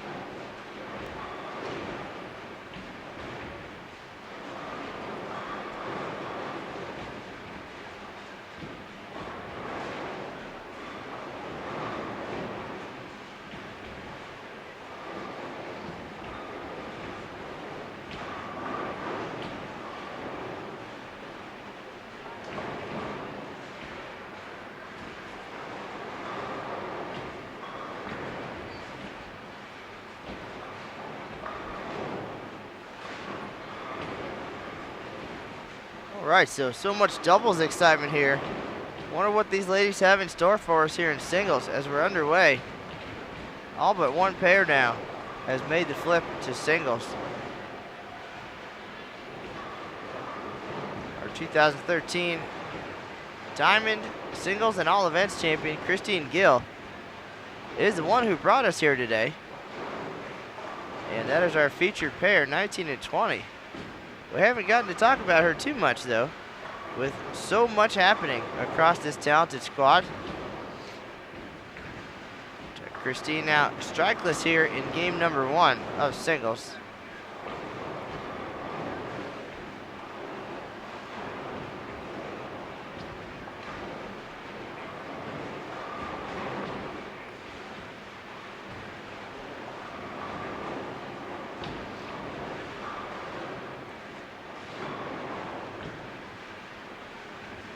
Aaron feverishly typing away, calculating who's got a shot at all events. 2078 is the number on top of Division 1 all events. Of course, 6 divisions here. Most of the players on this squad in that Division 1, 190 and above.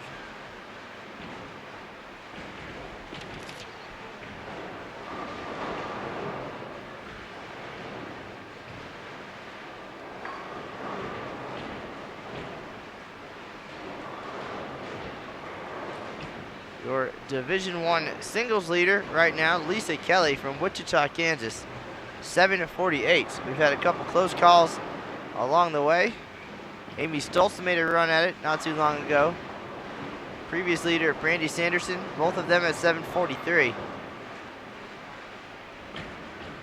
We had a nice run earlier today even by Jennifer Asplin. Came up a little bit short. But right now, that is the number, 7:48. Christine Gill, if she's going to take home another singles title, going to have to start stringing them. Not a lot of room at this point. She's got 4 spares and 5 frames here with an open in the second.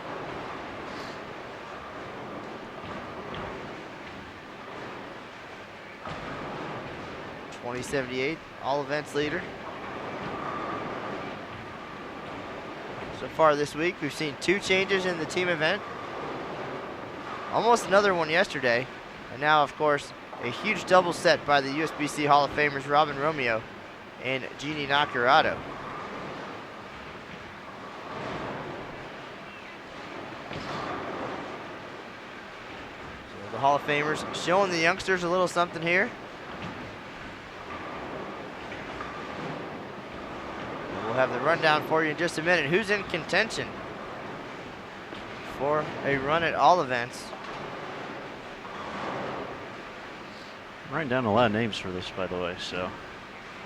Well, so much talent out there, and still more bowling coming up the rest of today. Schedule a little crazy this week here at both events. The final week of the USBC Women's Championships here at the Reno-Sparks Convention Center. Kick things off April 11th, and it's coming to an exciting close here. We'll have the final squads on the lanes for doubles and singles on June 30th. And then that's that. The lanes come out, scoreboards come down, and time to move on after 2 years in this fine facility. 44 lanes installed here at the RSCC. And a great look, a great stage to showcase women's bowling. And what an exciting way to finish this year's event with the best in the world coming through as they head to town for the USBC Queens and Senior Queens. So you're going to see a lot of these players on Bowl TV again in the coming days, as all qualifying and match play rounds from the Queens and Senior Queens will be broadcast live on Bowl TV, with the finals of both events on July 3rd. And with that, it looks like Mr. Smith has finished typing and writing, and he's ready to share with the world the what's what here as we head into singles at the 2014 USBC Women's Championships. And of course, all these numbers are unofficial, but to the best of my ability and Hopefully all the great math skills I learned at Purdue University will pay off here. Cassandra Luthold, the closest to making a run at that 2078, 14-14 after 6. She needs 664. Jeannie Nacarado, 1377 at the turn, 701. Michelle Sterner, 1374, so she needs 704. That would be a great story if she was able to make a run here. A little redemption after an uncharacteristic 10th frame by her. Her teammate Sue Jazorski, 1367, so 711. Robin Romeo, 1366. Puts her at 712. Then we have a bit of a drop off. Brianna Caldwell, 1323. So sets, these would be singles leading sets.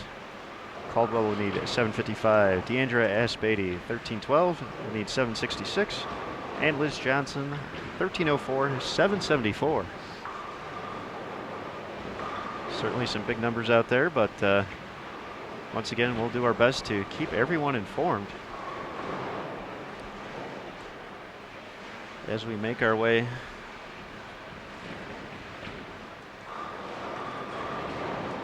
through singles. Nearly the whole house is flipped over, just one pair left, and they are getting ready to conclude.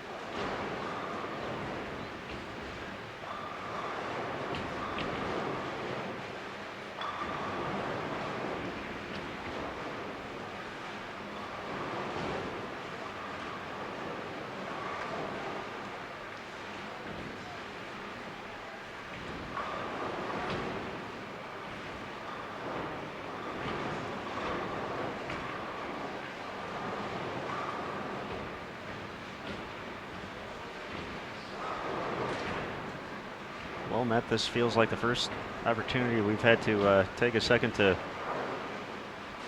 just breathe. All the excitement going on here at the 44-lane Reno-Sparks Convention Center. Keeping tallies, watching new leaders. So I can imagine what 2010 was like with all the excitement that you had there. I mean, certainly plenty going on right now. Imagine if we still had squads like this at the Open Championships even. And we've had a few where a lot of things were happening at once, but imagine getting all of the top players just back like the old days, the classic division, just to have all the top players all in town in one squad 1 week. That, of course, was back before brackets came around. But holy moly, so much talent. It's so awesome to watch just sitting back here. And I'm going to be honest, I'm glad I don't have to be out there competing against some of these players, whether they're 23, fresh out of college, or 53, working hard at the senior events. They've all still got it. And there's Christine Gill. She's got it. Her second strike here in singles. 2 titles last year, diamond, singles, and all events. Struggling a little bit here in 2014. But she got 2 pretty sweet looking trophies yesterday for her wins. And she will forever be recognized as a champion here. Similar to the Open Championships, not an eagle on the scoreboard, but a yellow star during the team event. And, well, and here too, during doubles and singles. So everybody in the building knows, and there's quite a few yellow stars out there today. Yeah, cool addition to the scoreboards this year. The good folks at Steltronic Scoring making that happen. We also have the divisions up there. You can see that on the scoreboard camera. Next to, or to the left of the player's name. All these players competing in Division I except for Maria Fudge. She is in Division II, so that simply means her entering average is between 175 and 189.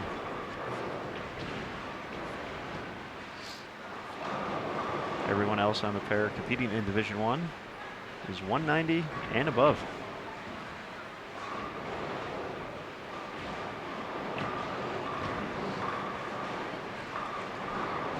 It's kind of interesting, Matt. Obviously, we've talked about it a little bit earlier today about how the Open Championships, it was always kind of a luck of the draw on who you followed. We changed that by going to all fresh oil, and the ladies this year had the chance to, with only 2 doubles and singles times, kind of make their choice of which one they wanted to compete on, and I could see advantages for both. Obviously, with a few more games on it, if you catch the right kind of pair, it can open up pretty nicely. At the same time, this pattern pretty playable from the get-go. So if you have a nice look on the team pattern, you would expect to see something similar coming in the following day.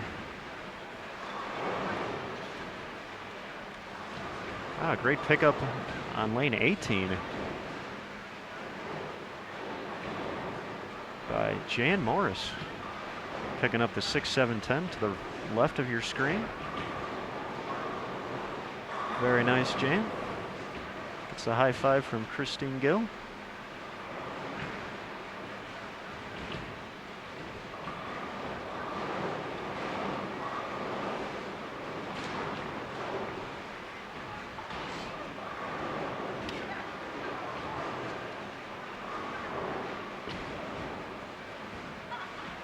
Mr. Smith, I think the days of the news release are going to soon be behind us.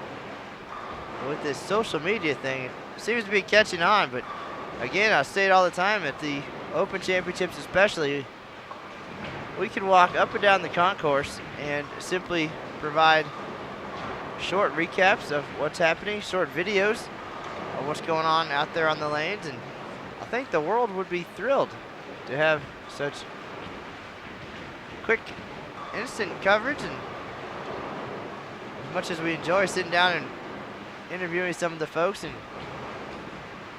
pouring our hearts into a news release, I'm not so sure people have the time to sit down and read them all.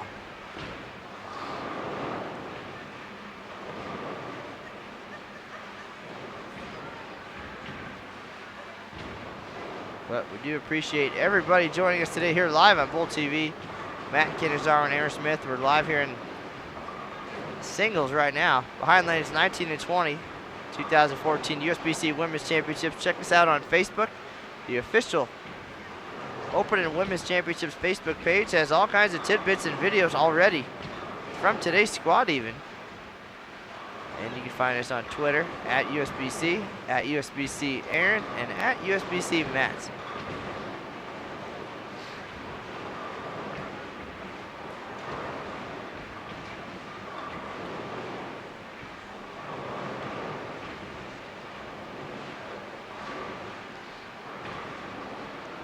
And in just a few minutes, Aaron and I had to walk down to the lanes, got to talk to a couple of folks, and told us they are faithful Bull TV supporters and enjoy all of the coverage. And of course, there's nothing better than seeing it live, especially this squad. But we're glad to always run into the folks that appreciate what we do, and well, that's the reason we keep doing it.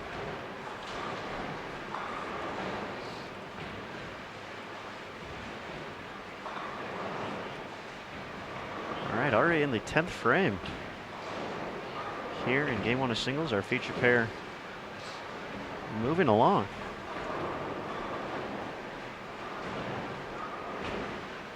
.168 for Maria Fudge, 202 Carrie Warner.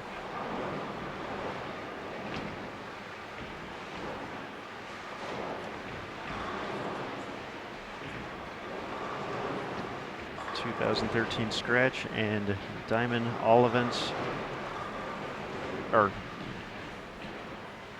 doubles, excuse me, not all events. We're watching diamond all events right now, but the scratch and diamond doubles, one half of the, I'll get this right eventually, one half of the 2013 diamond and scratch doubles champion, Kalina Henning, in the house. She'll be taken to the lanes a little bit later tonight. I've actually talked quite a bit to Christy Leung over the past couple weeks, and she was hoping that she'd be able to make it to town to be part of the award presentation in the squad room, and unfortunately she will not be able to make it. Just had a daughter and is home doing mother-daughter things right now, and the timing just didn't quite work out, so we'll make sure she gets that trophy, of course, and all of the congratulations. And it was a pleasure to watch them take the doubles lead and, of course, win live on Bull TV. We had actually tuned in to see previous year's doubles champions, Lindsay Boomershine and Alicia Curran. And although they did not successfully defend their title, or titles, they kept it in the family, their teammates, Kalina and Christy.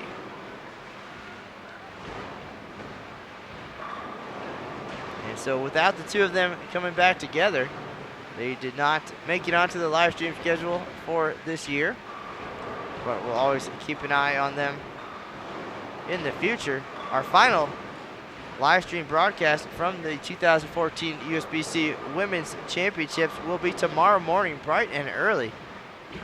8 a.m. here, 11 a.m. on the East Coast.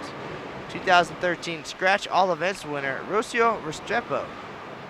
We'll be back to see if she can make it 2 in a row here at the Reno-Sparks Convention Center. So we'll have that exciting conclusion to our live stream coverage from this year's national tournaments. And then we'll make our way back to the National Bowling Stadium for the USBC Queens and Senior Queens. Coverage of those events will be brought to you live on Bull TV. Lucas Wiseman will be in town, so you probably won't hear much from us over the next few days, but we'll be behind the scenes offering what we can in event support and great coverage on Bull.com as well. Finals of both those events, July 3rd. Senior Queens will be broadcast on Bull TV. Queens will be live on ESPN2. Check your local listings. Looks like a ball change here from Christine Gill. The fill ball can get to 191. W. McMullen leading the way on 19 and 20, 228. Michelle Malley, 205. Carrie Warner, 202. Sharon Powers, 199. Here's Christine looking to get to 191. Maria Fudge, 168, competing in Division II.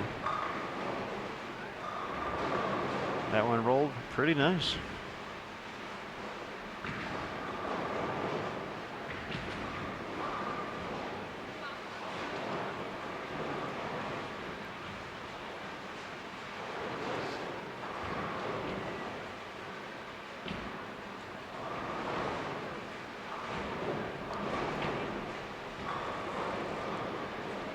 All right, looking around the house.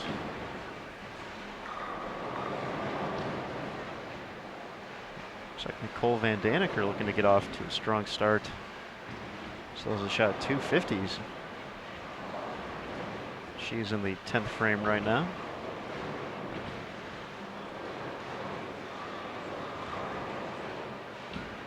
USBC Hall of Famer Fran Deacon, one pair to the right of the live stream cameras.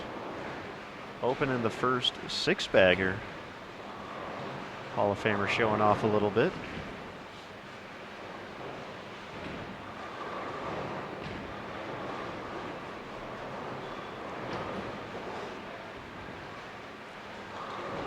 Don't really see anything higher, at least so far, than about 2 1/4. Once again, 748 leading singles, the same score that won 2013 on the scratch portion. Jeanette Adams held off quite a few runs at the number on her way to that title. Lisa Kelly finished with a 299. Hoping to make it a few more days.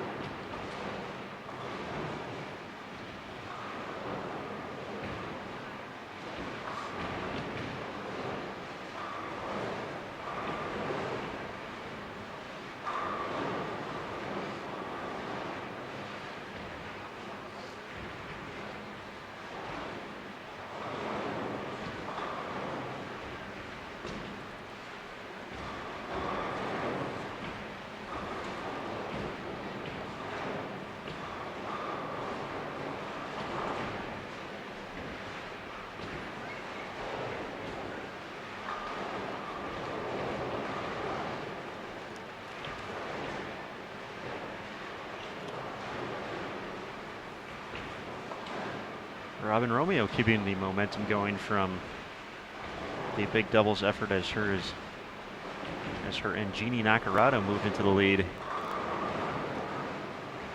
Going to be in the 250s.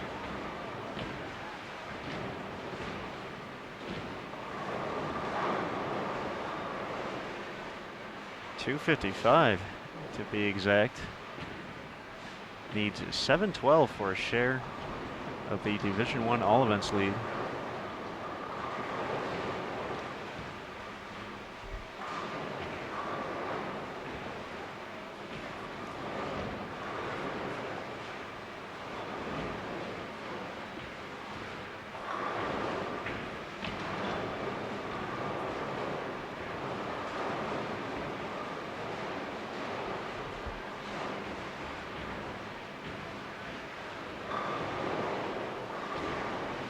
Hard to believe, only 4 more days of competition here at the Women's Championships.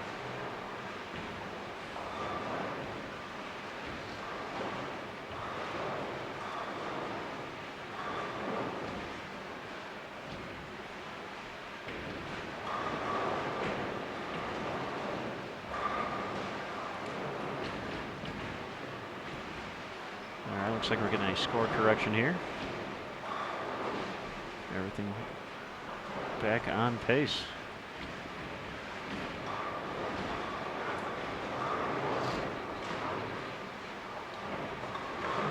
.224 for Michelle Sterner.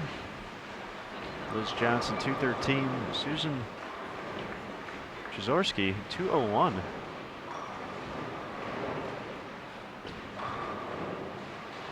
Jody Wessner, chance to get to 269.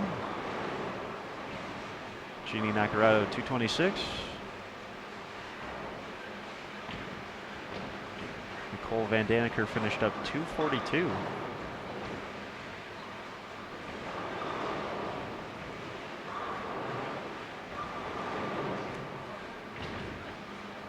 Jody unable to strike on her second shot in the 10th. It's going to be in the 250s, 258 with the conversion of the 4-pin. Took home 2 titles at the 2010 Women's Championships. She rolled the tournament's, or tied for the tournament's highest series ever, 816, on her way to the highest series in women's champion, or all events total in women's championships history. 23:30. Low set for the event was 750. That's not bad.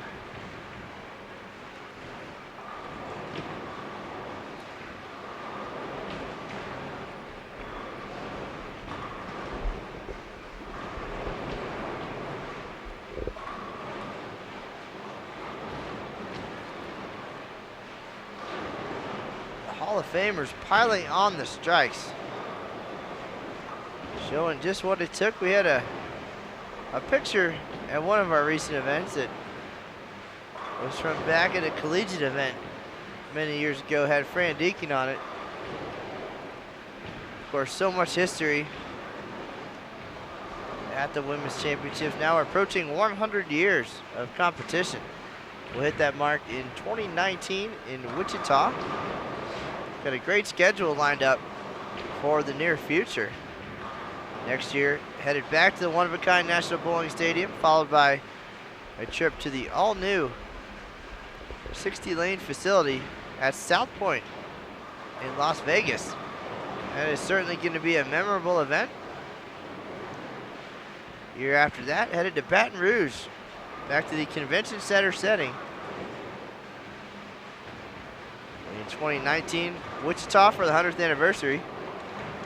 And then 2021 off to Mobile, Alabama.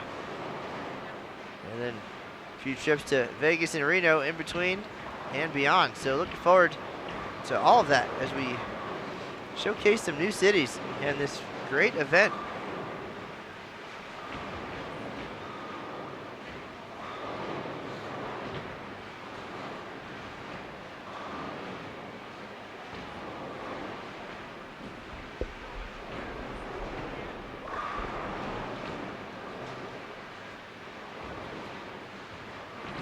All right, Kerry Warner bounces back after the open in the second. Again, we want to thank everyone for taking some time out of their Thursday afternoon to join us here live on Bowl TV. This is Aaron Smith and Matt Cannizzaro bringing you the doubles and singles of the 2013 Diamond Singles and All Events champion Christine Gill. She's getting ready to bowl on lane 20.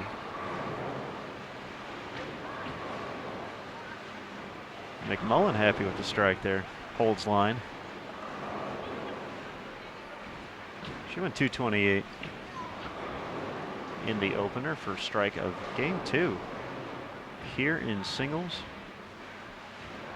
We've talked a lot about social media already today. The video of Jeannie Nacarato's emotional 300 shot earlier today, the 24th in Women's Championships history, as well as the 299 by Cassandra Leuthold.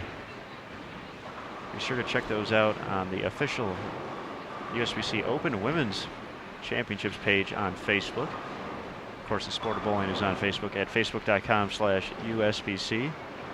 Follow us on Twitter, twitter.com/USBC, and of course our personal pages where you can get up-to-the-minute information and neat facts. We'll go with neat at USBC Matt, at USBC Aaron, and of course, cannot forget bowl.com. The source of all the information that you'll ever need.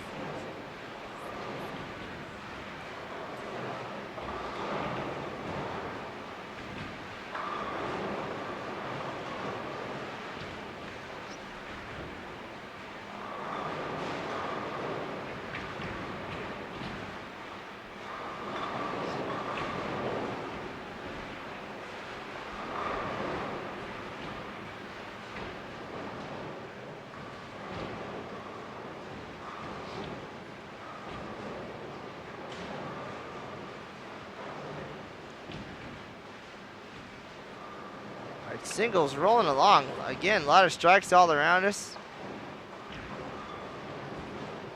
Couple 250 games just to our right here. And Aaron's the man with all the numbers, of course, as we move along and see who's got a shot at all events.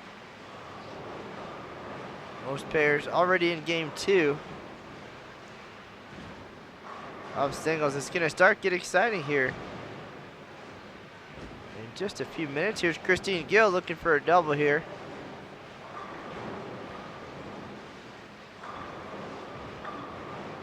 And she leaves another 10-pin.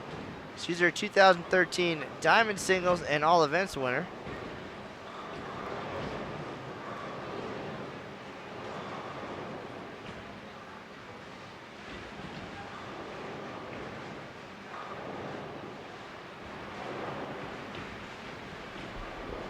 There's 3 in a row for Sharon Powers, winner of the 2014 National Golden Ladies.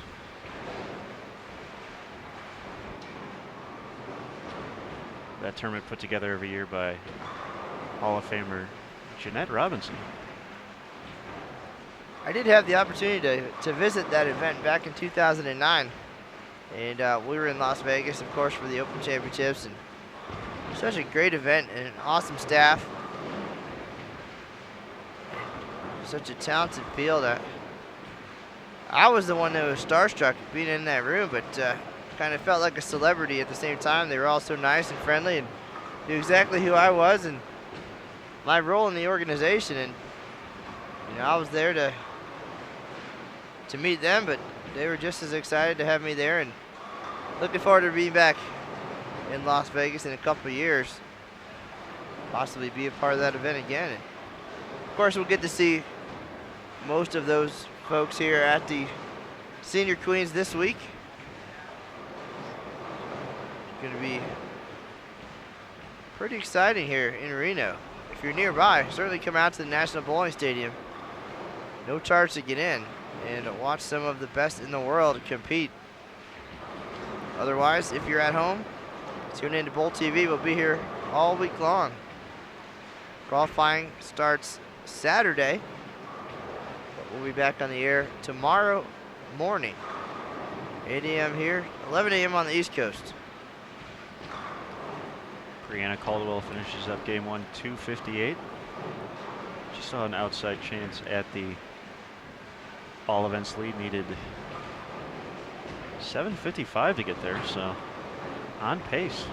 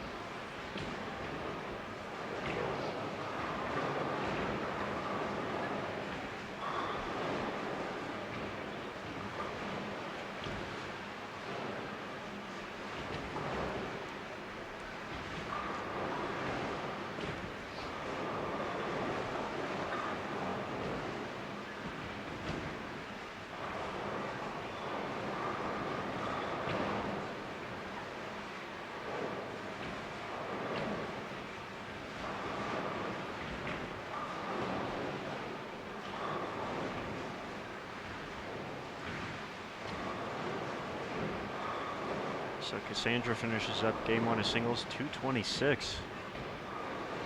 She is also on pace to make a run at the 2078 posted by Shauna Shannon out of Albuquerque, New Mexico. Luthold needs 664 for a share of the lead, after sets of 675 and 739 to kick off her 2014 event.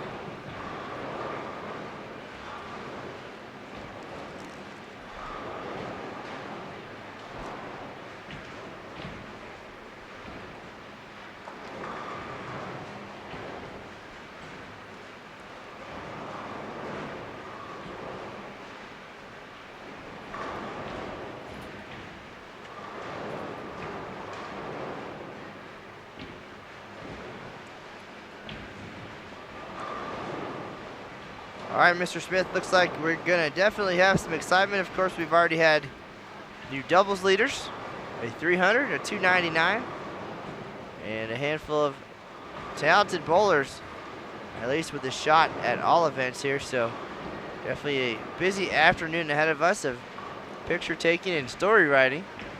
I'm going to go to the office now, get all set up, grab everything we need, and I'll be back with you shortly as we wrap up this doubles and singles squad here at the 2014 USBC Women's Championships.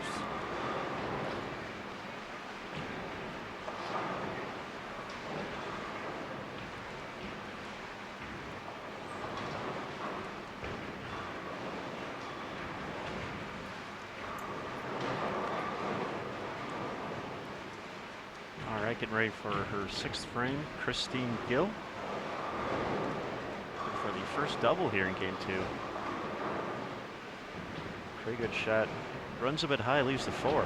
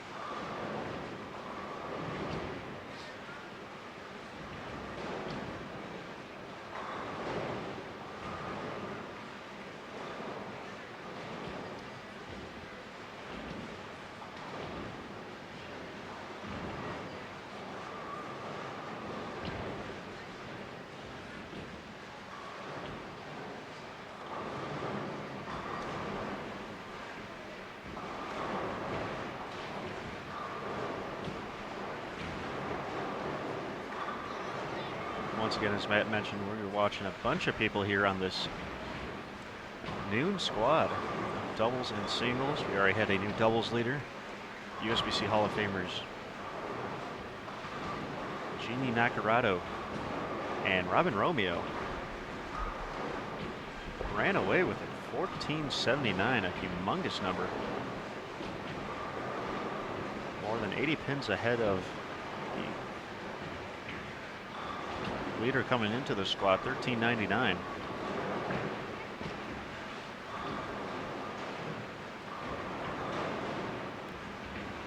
Of course, the number all these ladies chasing right now, 748 in singles.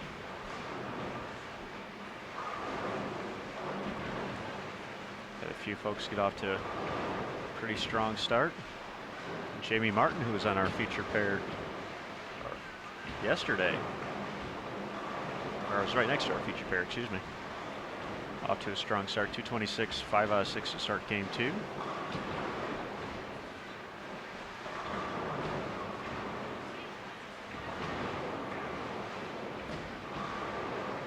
Fran Dinkin, 245. Natalie's Singlet, 256. Brianna Caldwell, 258. Missy Parkin, 244. Jody Wessner, 258. Robin Romeo, 255.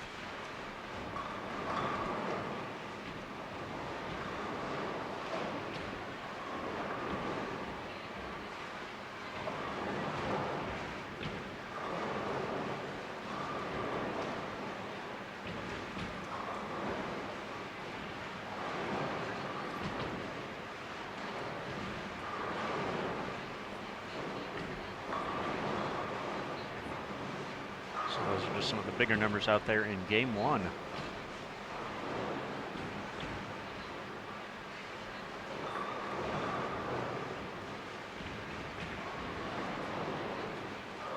USBC Hall of Famer Virginia Norton getting off to a strong start here in game 2. 3 in a row for her to start.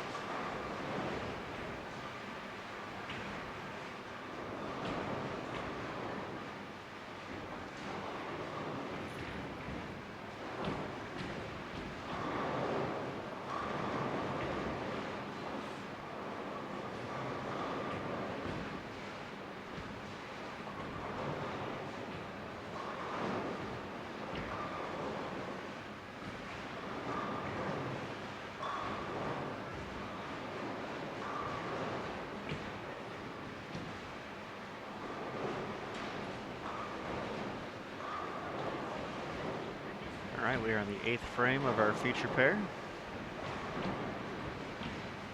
Sharon Powers stepping up on lane 20. 199 in the opener of singles. Shot runs high. Leaving a 4-7. Thank you everyone for taking some time out of your day to join us here live on Bowl TV. This is Aaron Smith alongside Matt Cannizzaro, bringing you all the action of this doubles and singles set. I have a question about Cassie Leuthold. Needed 664 after her big 739 set in doubles, 675 in team yesterday to get to a share of the all events lead. 2078 up on top right now. Cassie started off 226 in game number 1 and has started off game 2 strike, spare strike through 3.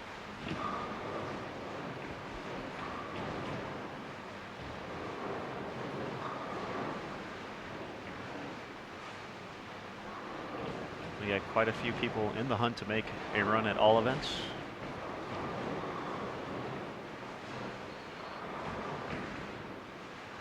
You never know what's going to happen in singles as well. 748, the number up top. So we will do our best to keep you updated on everything going on here at the RSCC.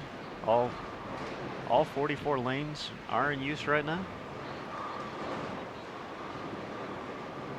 We had some excitement earlier this morning during the 8 a.m. squad. Also doubles and singles. Had a few folks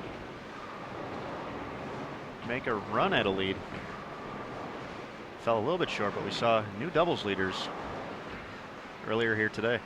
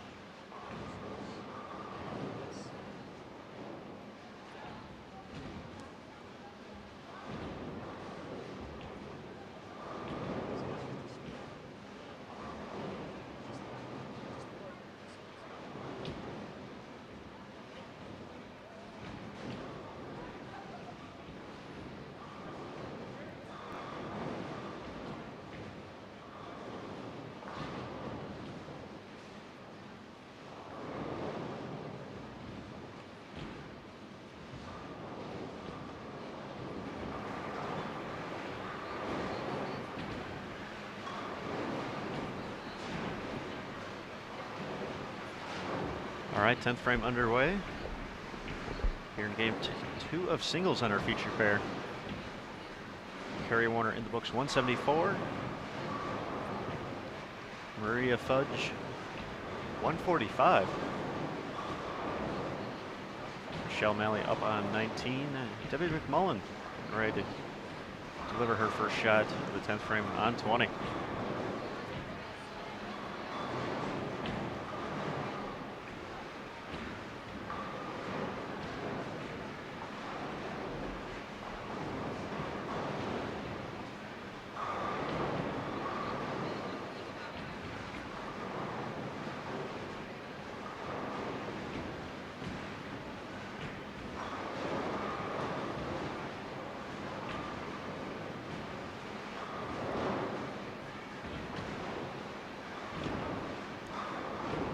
Opens in game 2 for Robin Romeo.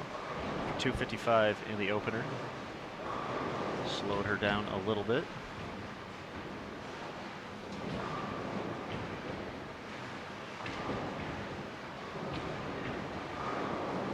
The young lady we set the cameras up for today, getting ready to step up on 19, Christine Gill, a two-time champion here.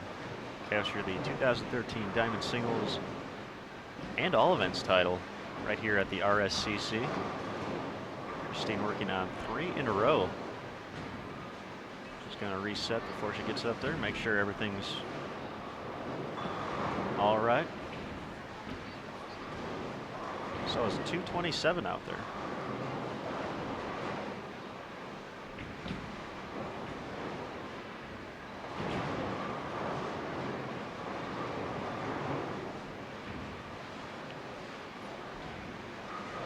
Started off with 191 in singles.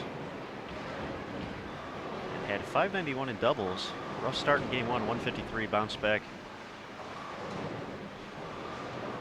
220, 218, 644 in team event. Shot a little light. It's a few pins to fall, 2-5 still up there.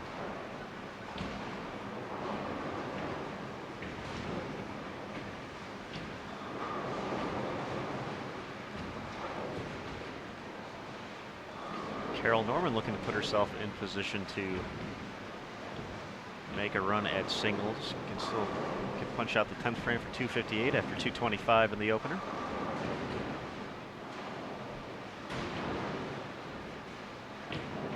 Jamie Martin out of Omaha, Nebraska at 470 at the turn.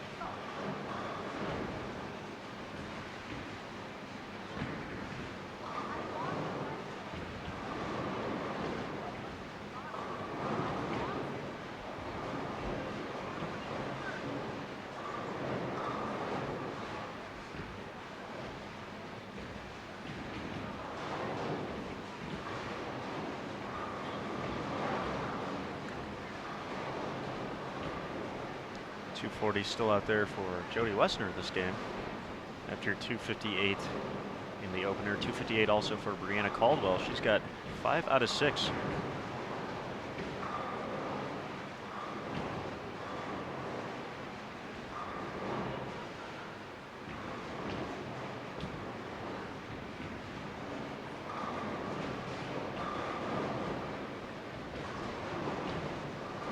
.202 for Christine Gill. Sharon Powers putting together a nice game here.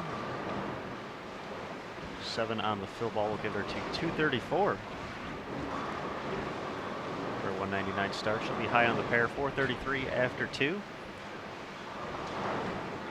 So we will not see a new Division I singles leader on our feature pair.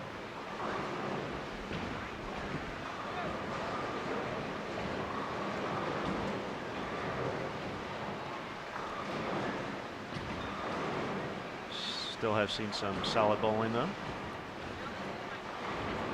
Definitely a learning experience as well for the young two-time champion Christine Gill. First time getting to come back. She received her trophies in the squad room during her team event last night. Got to see her championship banner hanging from the rafters. So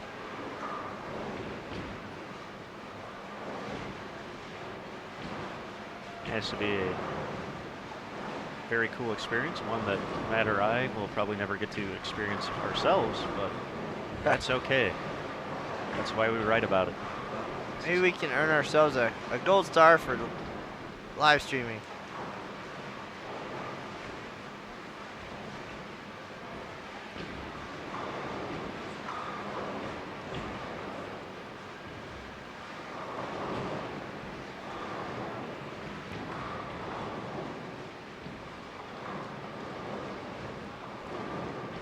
Virginia Norton, USBC Hall of Famer, striking away here in game number 2.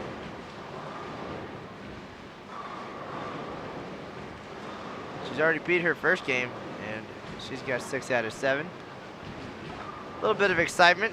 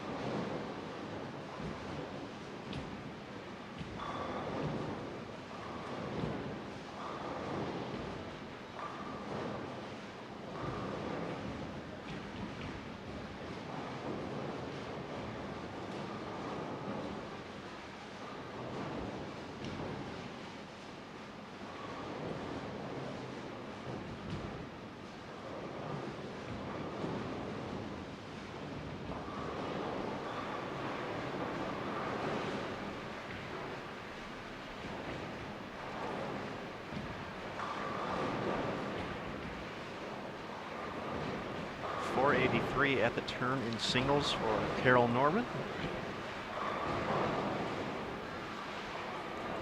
Seems to be the high set I can see so far.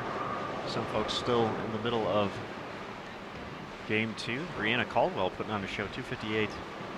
6 out of 7 so far, so it's 279 out there. Robin Romeo falling a little bit off pace after 255 in the opener. Can still get to 195.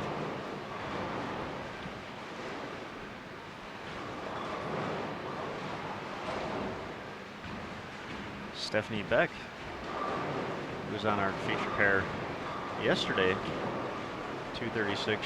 She has a chance at 260 still this game with a few frames to go.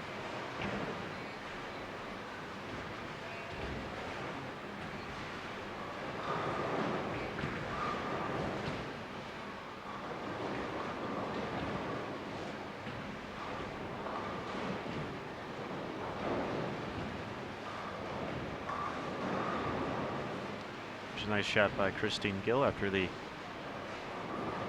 single pin miss in the first.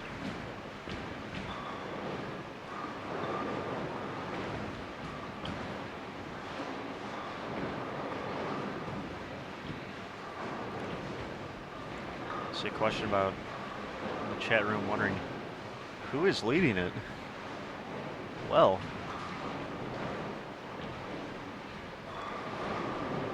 we have quite a few leaders here at the 2014 USBC Women's Championships. A bunch of new changes in 2014. Obviously, the switch to 4-player teams, returning to an all-scratch format for the first time since 2009, and the addition of new divisions as well. We have 4 divisions for team event, 6 for double, singles, and all events. But for Division 1, that is the top division average-wise for bowlers 190 and above in doubles. A few pairs to the right of our feature pair just happened during this squad. Jeannie Nacarado and Robin Romeo. 1479 in singles. That's the event we are currently in. A number of these ladies chasing 748, set by Lisa Kelly of Wichita, Kansas, and the all events number 2078, posted by Shauna Shannon of Albuquerque, New Mexico, just yesterday. Once again, we have a few ladies who are in position to make a run at both singles and all events. We'll keep you up to date as well as we can. Very solid group overall here at the noon squad, and I'm afraid that's an understatement. USBC Hall of Famers everywhere. Past champions, Team USA members.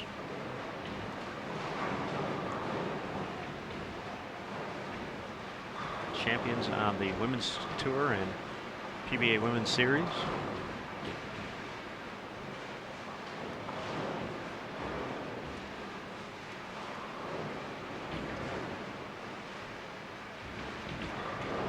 Right now we are behind lanes 19 and 20 at the RSCC, showcasing the 2013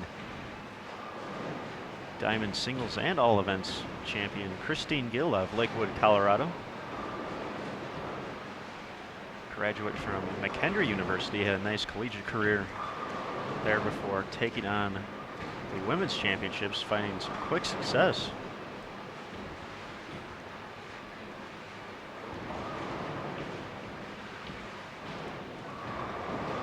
Looks like she will be a force to be reckoned with for quite a while, too. Sorry, surrounded herself with some quality players out of the state of Colorado. Sharon Powers, the 2014 National Golden Ladies champion. 1/3 of the Triple Crown. The second leg of that will be taking place Saturday as the USBC Senior Queens and Queens kicks off at the National Bowling Stadium just down the street from where we're at right now. You can catch all the qualifying for the Queens live on Bowl TV as Lucas Wiseman will be in town to bring you all the action. So the Bowl TV camera is getting a workout.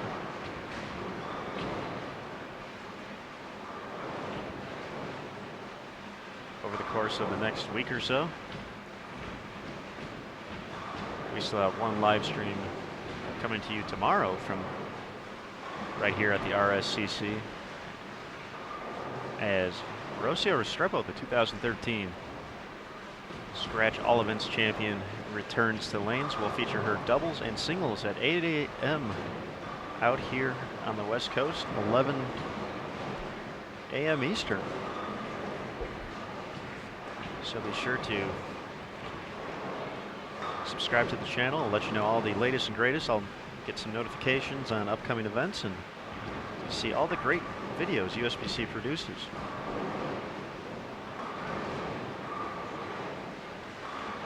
All right, Jody Wessner making the turn 479. 3 strikes in the 10th. Brianna Caldwell can have matching 258s.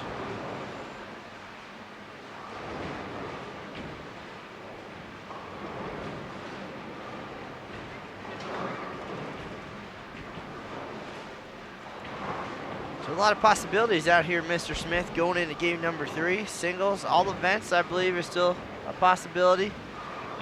Definitely tons of excitement, and looking around at who's coming in the next squad. Holy cow. It's the other half of the Hall of Fame, the ones not bowling right now. Already saw Dell Ballard in the building, so that means that CDB likely is still around. Marsha Klompkin is here. Kathy Doran Lizzie. Saw Kim Kearney a minute ago. Leanne Holsenberg. I know that across town at 3 o'clock, Wendy McPherson, Gina Darashevsky, Carol Giannotti getting ready to take the lanes at the Open Championships. And part of their trip will include a stop here at the Women's Championships. I think Wendy Mack already got a few games in. Again, keep your eyes peeled on bowl.com and Facebook. If you're not a member of our Facebook group, the official Open and Women's Championship Facebook page, get on there. There's going to be a flood of women's bowling news in the coming hours and likely the next couple days until they're on the lanes at the USBC Queens. So no number, no lead is safe.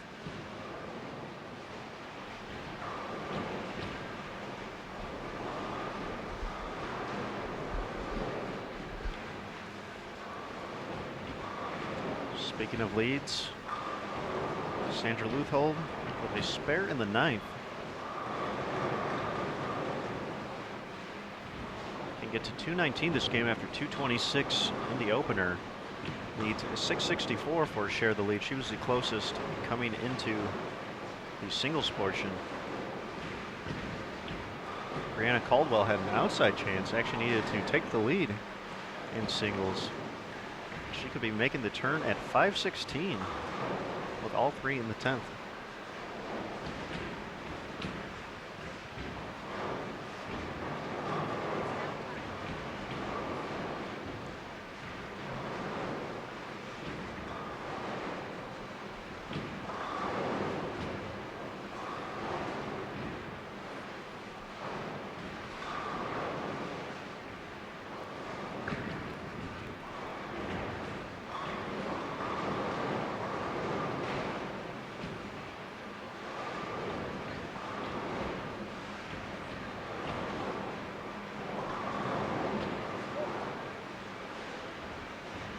Michelle Malley makes it 4 out of 5 here in the finale.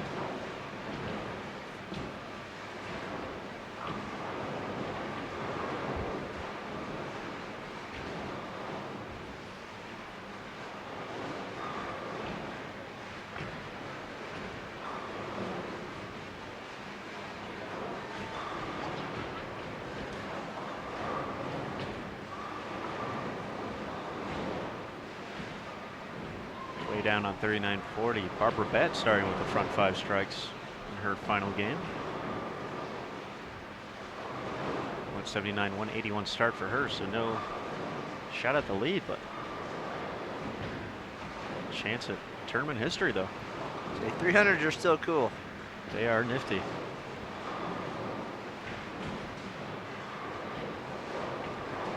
Waiting to see if number 25 will happen today. Not in the same day. That would be a record or something.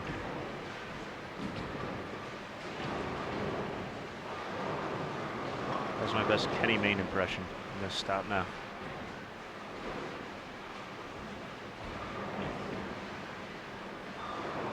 Carol Norman made the turn at 483. She started off strike, spare, so 269 still out there. Doesn't leave her much room though.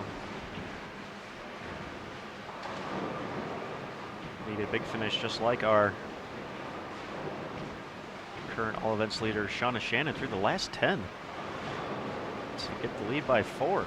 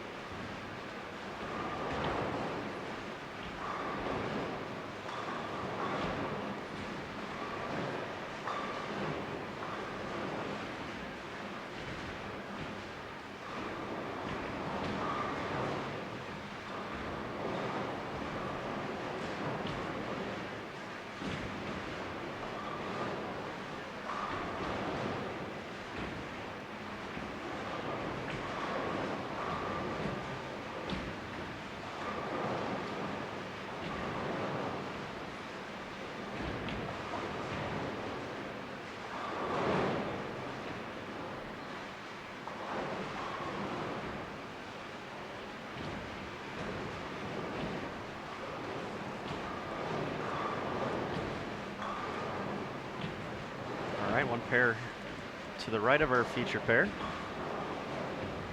Natalie Singleton out of Lone Jack, Maryland, making the turn at 5:03. So she'll need 245 for a share of the lead.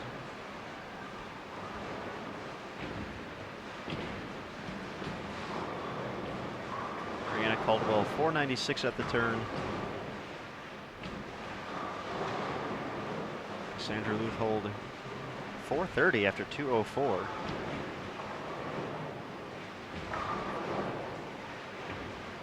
So Cassandra will need 234 for a share of the all events lead as they get ready to start game 3.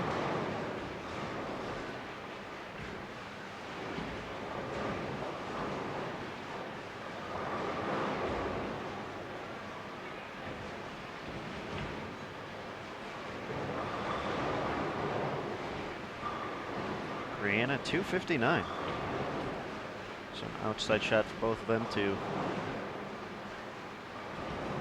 still make it. We've seen them throw plenty of strikes. Cassandra, 299 in game 2 of doubles today.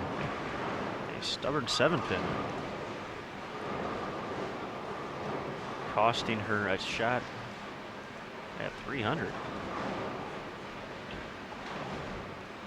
Christine Gill gets the 7-pin out there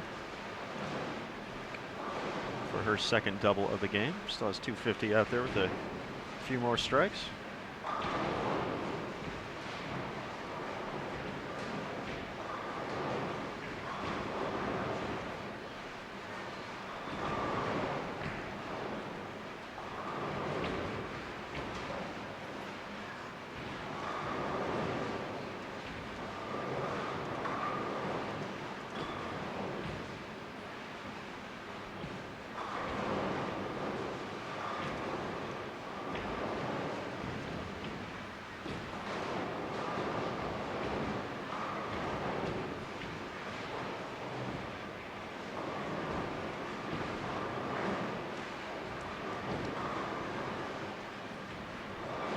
Stephanie Beck out of Iowa making the turn at 464.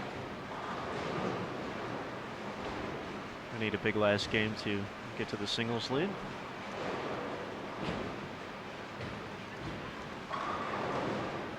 Nice shot there by Debbie McMullen.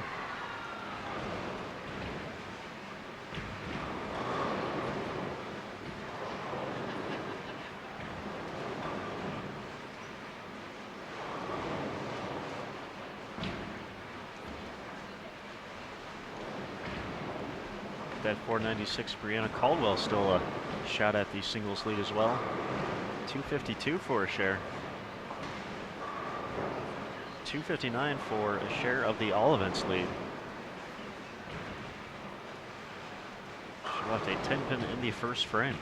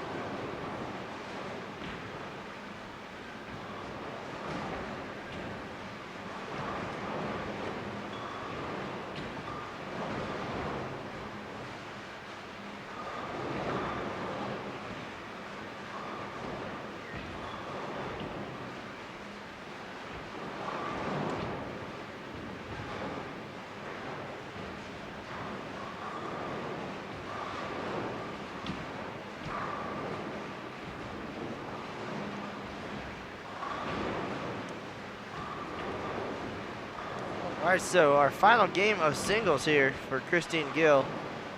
Winding down, looking for a strong finish here. Working on a double, looking for 3 in a row here on lane 19. And she gets it. So she obviously threw a lot of strikes last year on the way to the Diamond Singles and All Events titles. And has a lot more in her future. And then as soon as she's done, depending on how things are unfolding, we may try to move the cameras, at least one of them, to catch some of the rest of the squad as it gets finished up. Aaron gave you the rundown of who's got a shot at what. We do have a few ladies to the right of our feature pair with the opportunity to get off to a strong start, to put themselves in position to make a run in either singles or all events or both in Brianna Caldwell's case. So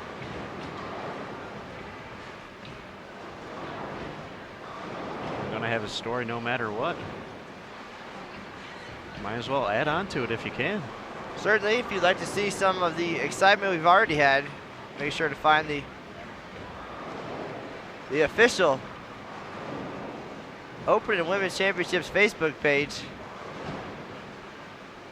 Nice video of Jeannie Nakarato's 300 game.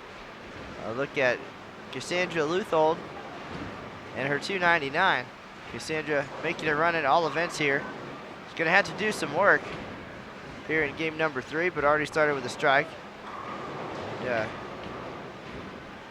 A lot of details. Of course, our new doubles leaders, Robin Romeo and Nakarado.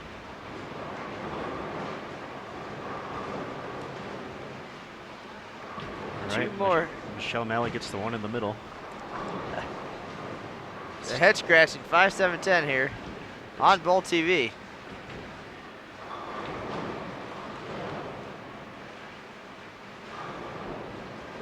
My apologies earlier, talking about Natalie Singleton. Looking up at the scoreboard, I thought it said Maryland. I guess that's Missouri. So thank you, UCM alum 06, for pointing that out. Apparently I need thicker glasses.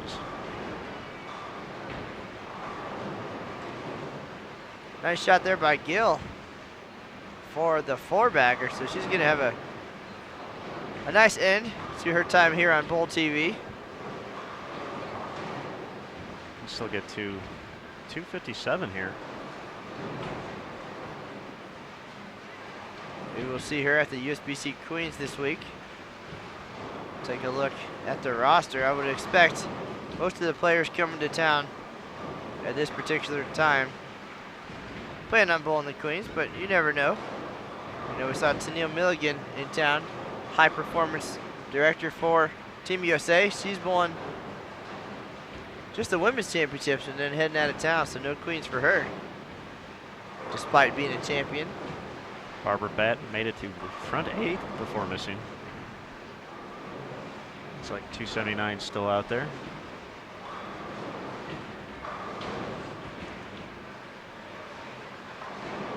Suna Wojcicki, front 6 over on 27 and 28. Part of the team that almost took over the Diamond team lead yesterday afternoon.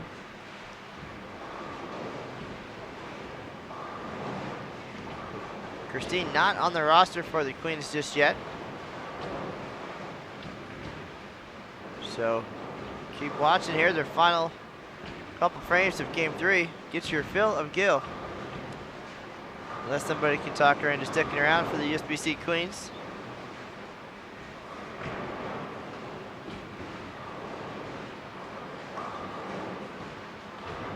All right, Brianna Caldwell an open in the second after sparing the first, striking the third. She would need to put together the last 8 and good count to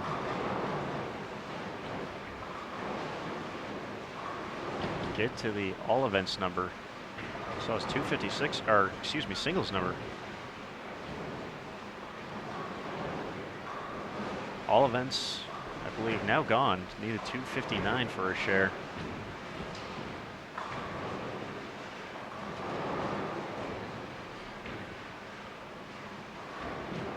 Sandra Leupold started with the first 2 strikes.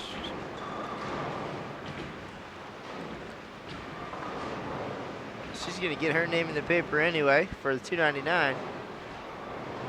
So as long as we're talking to her, might as well talk about her about taking the all events lead too. She can keep stringing them here.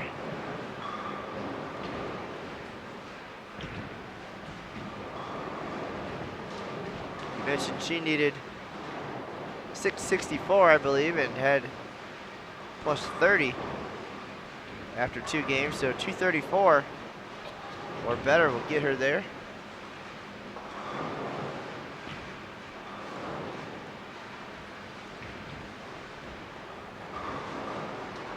Starts with the first 3, so putting herself in position to set the bar. Well, that certainly helps.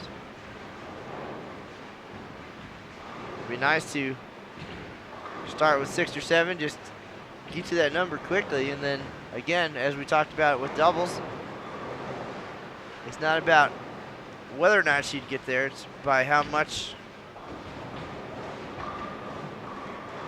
Christine Gill finding her groove here late in singles. 5 in a row. She will not take home another title this year, but put on a good show here down the stretch.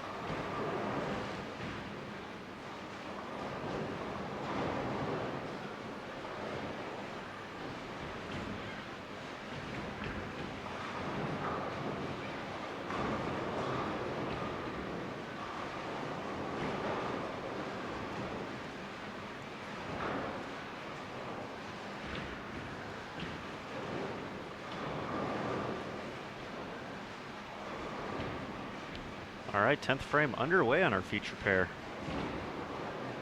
Maria Fudge and Carrie Warner finishing up their 2014 events.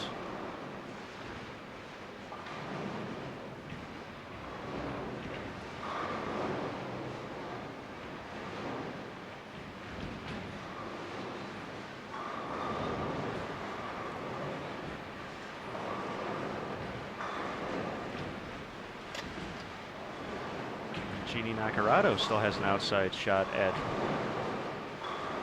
all events. Needed 7:01 for a share of the lead. Start with 226 and 212, so 438th turn. Through 6 frames. Still has 280 out there. So a few more strikes will make that interesting for the USBC Hall of Famer, who added on to her already impressive resume with a perfect game here at the Women's Championships.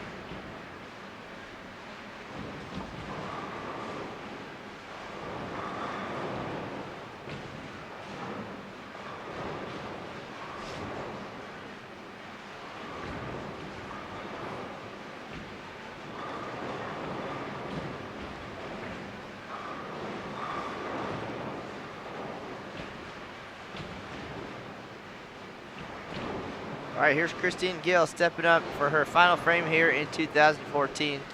Two-time winner at last year's event here in this Reno-Sparks Convention Center. And she's looking for a big finish. That one's a little wide right, misses the head pin. She leaves the 1-2. She's in the 220s here in her final game, the 2013 Diamond Singles and All Events winner.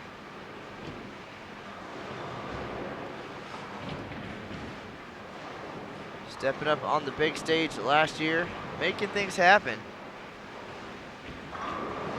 No doubt continuing to work hard and improve.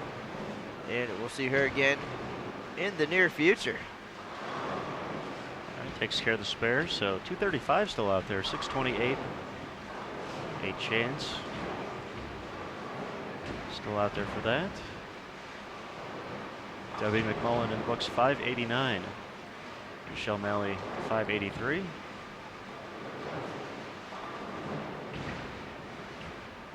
Carrie Warner, 549.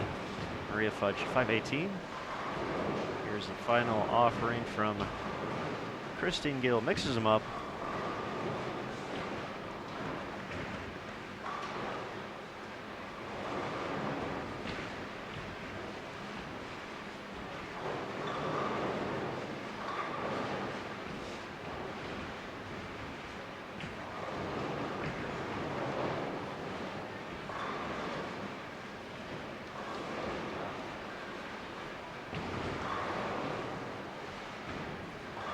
Tough break for Cassandra. Start with the front 4, stuffs the 8 pin. Brianna Caldwell's run still alive, as well as Jeannie Nacarado.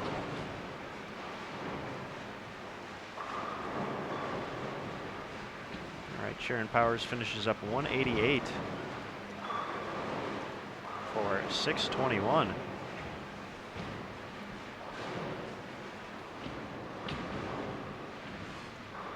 We're going to switch over to the scoreboard real fast as Matt Cannizzaro will nimbly attempt to move one of the cameras over so we can get a wide shot of lanes 23, 24, 25, 26.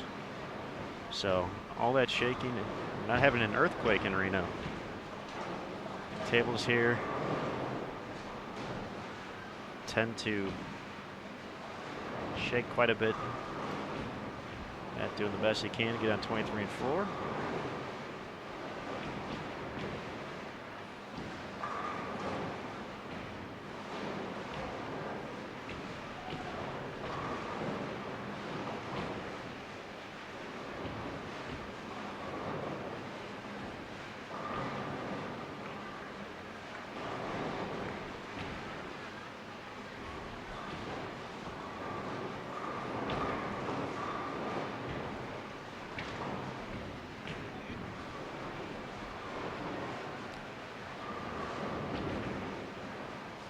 Matt Cannizzaro did not trip over anything.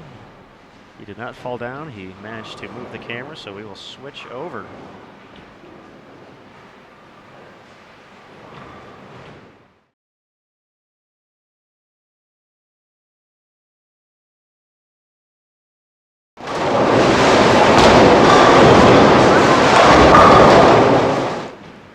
All right, had to make sure we got the sound issues okay, so we will not have the scoreboard up there, but you will get to see Cassandra and Brianna finish up. Well, as you mentioned, Jeannie Nacarado as well, and she still, again, has a shot according to your math. Going to step up in the 10th frame with a shot at 280 here in the finale.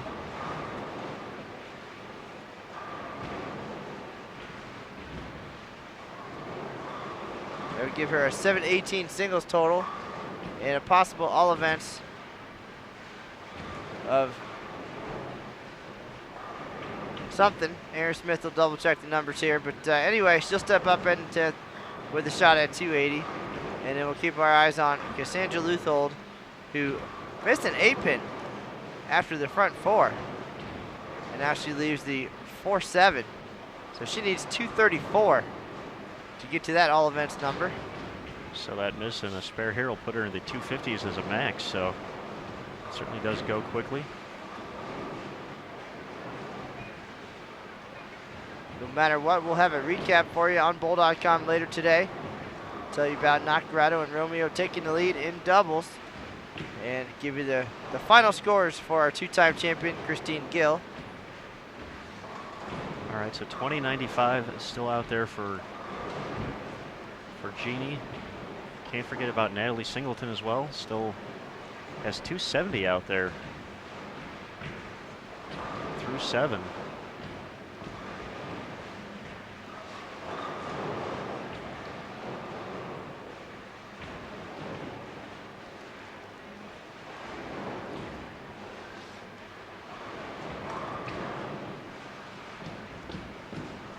So, all right, Jeannie Nacarado. You'll see her coming up on the approach in just a second.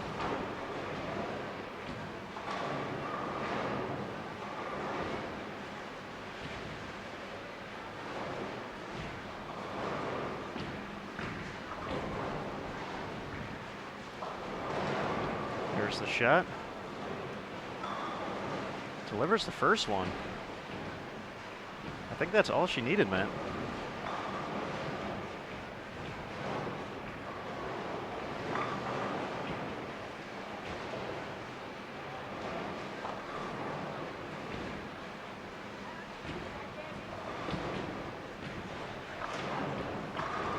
Big numbers for the Hall of Famer, Nacarado. And Luthold falling behind now with back-to-back open frames. She can only get to 246 here in the finale. Well, second shot for Jeannie goes high, leaves the 4.710. It's gonna be enough though. Needed a 7.01. She can add the 2 for 7.04, I believe.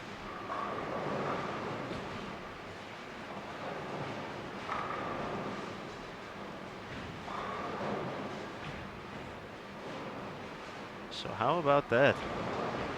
300 doubles lead, all events lead.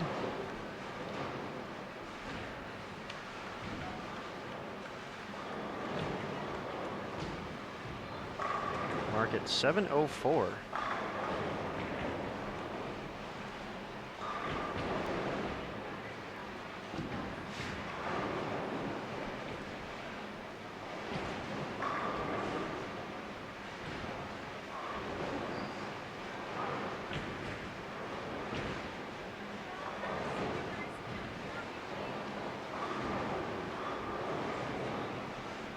All right, so Cassandra with the strike on lane 23. Brianna Caldwell still in the singles hunt here. She's gonna need to get to the 10th frame at least if she's gonna have a shot.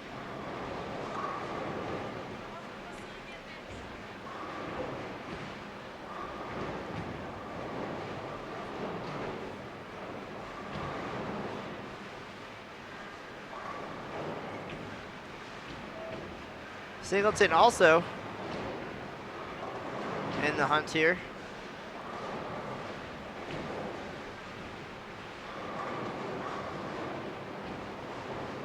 All right, we're going to try to get the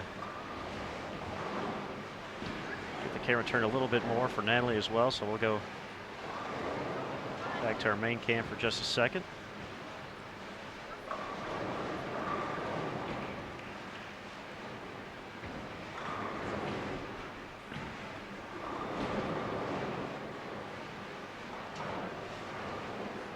All right, now we got 21 and 2, 23 and 24. You can see Brianna Caldwell at the far right of your screen. Needs to keep on striking. She is keeping it alive through 8.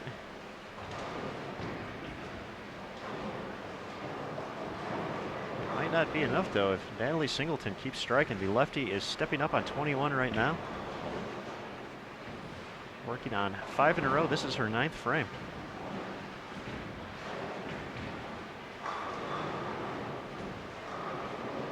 Leaves the 7. The lefty's worst enemy.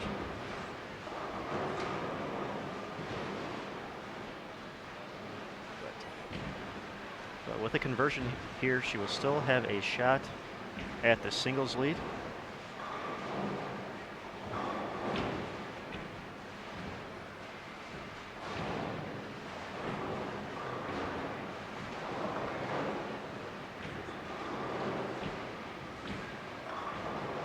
Takes care of business.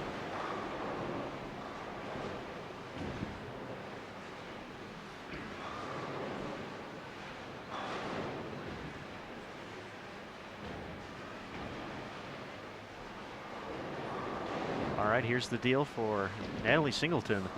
256, 247. Needs to throw the first 2 and 7 for the Division 1 singles lead. Still has 752 out there, 748 on top. Brianna Caldwell can still shoot 256.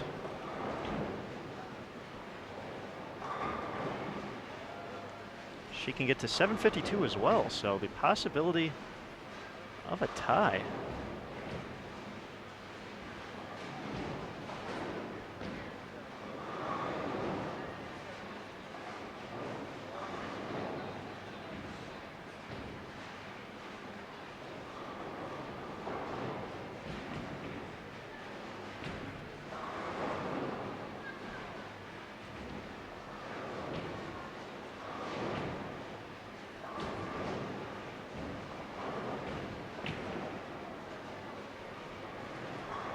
By my calculations, hopefully they're right. Cassandra can still shoot 246 this game. That would get her to 2090, which would be 9 pins ahead of Jeannie Nacarado. So we have a whole lot still to settle here live on Bull TV. Thanks everyone for tuning in. We've moved the cameras off our feature pairs. They are all done for the day. 2013 Diamond Singles and All Events champion Christine Gill out of Lakewood, Colorado finished up with 628 in singles. But we got a whole lot left to settle here. There's Char Hamill up on lane 21. She's going for 278 here in the finale.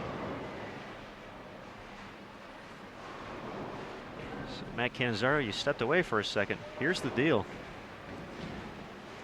Natalie Singleton needs the first 2 and 7. She can punch out for 752, the same number as Brianna Caldwell. If she were to throw the last 4 strikes, she's working on 6 in a row. She's getting ready to step up on 24. She will be, we'll get to see her at the far right of your screen in just a minute. And Cassandra Luthold still has a shot to go around. Jeannie Nacarado, the 10-pin there for Caldwell will end her run at singles. She will not be able to surpass 748. So it's up to Natalie Singleton. Put it in the hands of the lefty. I agree with that maneuver.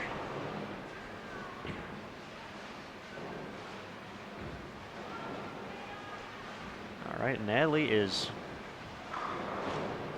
wasting no time. Cassandra gets the strike. She will have an opportunity in the 10th.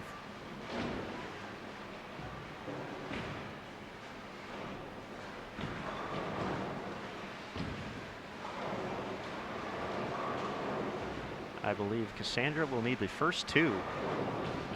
Here's Natalie Singleton. Needs it. All 10 back. Here we are live on Bull TV. Natalie Singleton, Lone Jack, Missouri. Not Maryland. That's Missouri. That's a strike. She needs 1 more. She will just need count then to secure the singles lead. Pulling on a pair with Hall of Famers Fran Deacon, Virginia Norton, past Senior Queens champion Char Hamill. Here's the youngster looking to take the singles lead. Needs it. Little high, leaves the 6-pin. She's going to fall just short. 742 at the conversion. Great run at singles for Natalie.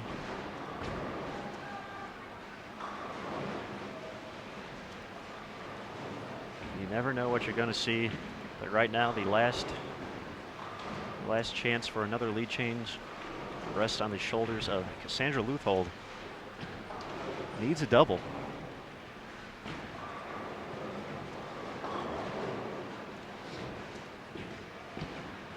Otherwise, Jeannie Nacarado will be walking away with the lead in 2 events.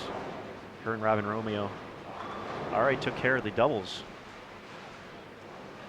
With 1479, Jeannie bowled a 300 in game 2 to accomplish that.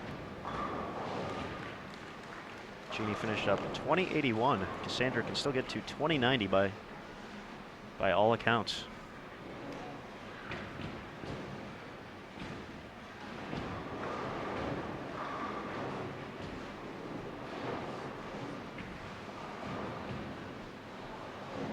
So Cassandra will finish up on lane 24.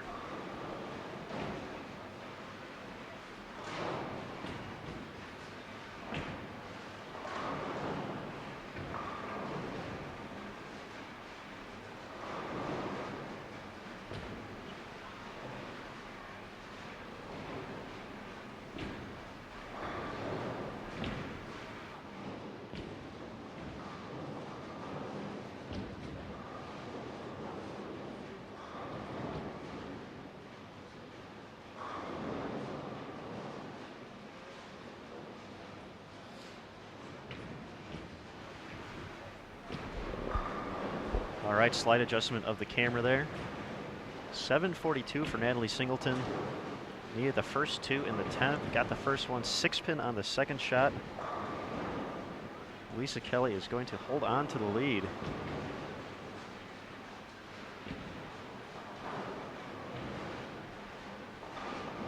at least for another day, by all accounts. But right now, as you can see, Matt Cannizzaro move the camera a little bit. We're going to get you on lane 24 at the RSCC.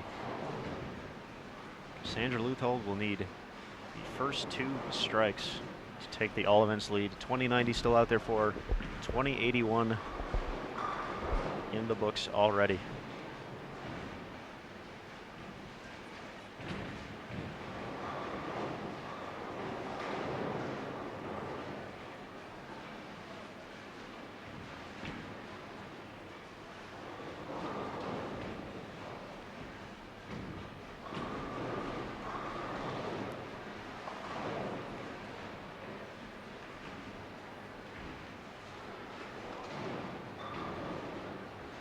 All right, Missy Parkin finishing up on 23. This is her second shot of the 10th. Cassandra will need this first one to keep any hopes of all events alive.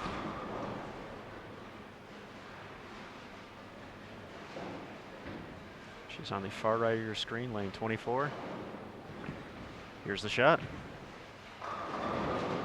And the 10-pin stands. So she's going to fall just short.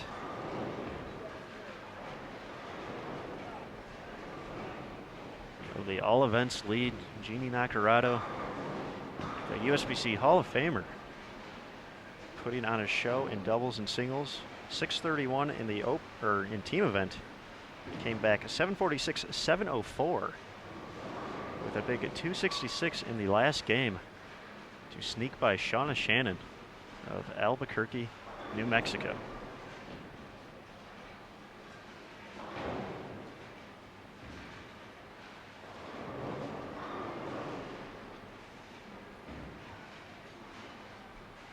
So we're going to show you Cassandra's fill ball here, get a final tally. And then the real work begins for us as we let the world know about all the excitement on this noon squad here at the Reno-Sparks Convention Center.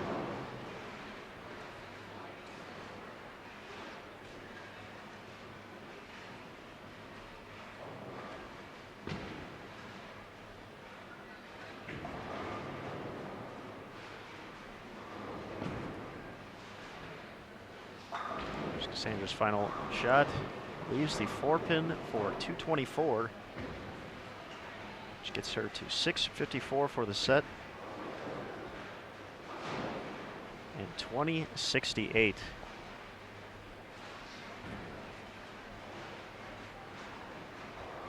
Take it away, Matt Cannizzaro. All right, folks, we had an exciting day here on Bold TV, live from the 2014 USBC Women's Championships. We came to see last year's Diamond Singles and All Events winner, Christine Gill. And we got much more excitement than we ever could have hoped for. We saw a 300 game and a 299. New doubles leaders in USBC Hall of Famers Robin Romeo and Jeannie Nacarado. And Nacarado, of course, also took the All Events lead here. And we're going to go talk to them. I'm going to end things here real quick. We'll go take some pictures, do some interviews. We'll have a recap for you on Bull.com later today. And we'll be back on the air tomorrow at 8 a.m. in Reno, 11 a.m. on the East Coast with last year's Scratch All Events winner, Rocio Restrepo. So for Aaron Smith, this is Matt Cannizzaro. That's the news for now, and we'll see you on the lanes.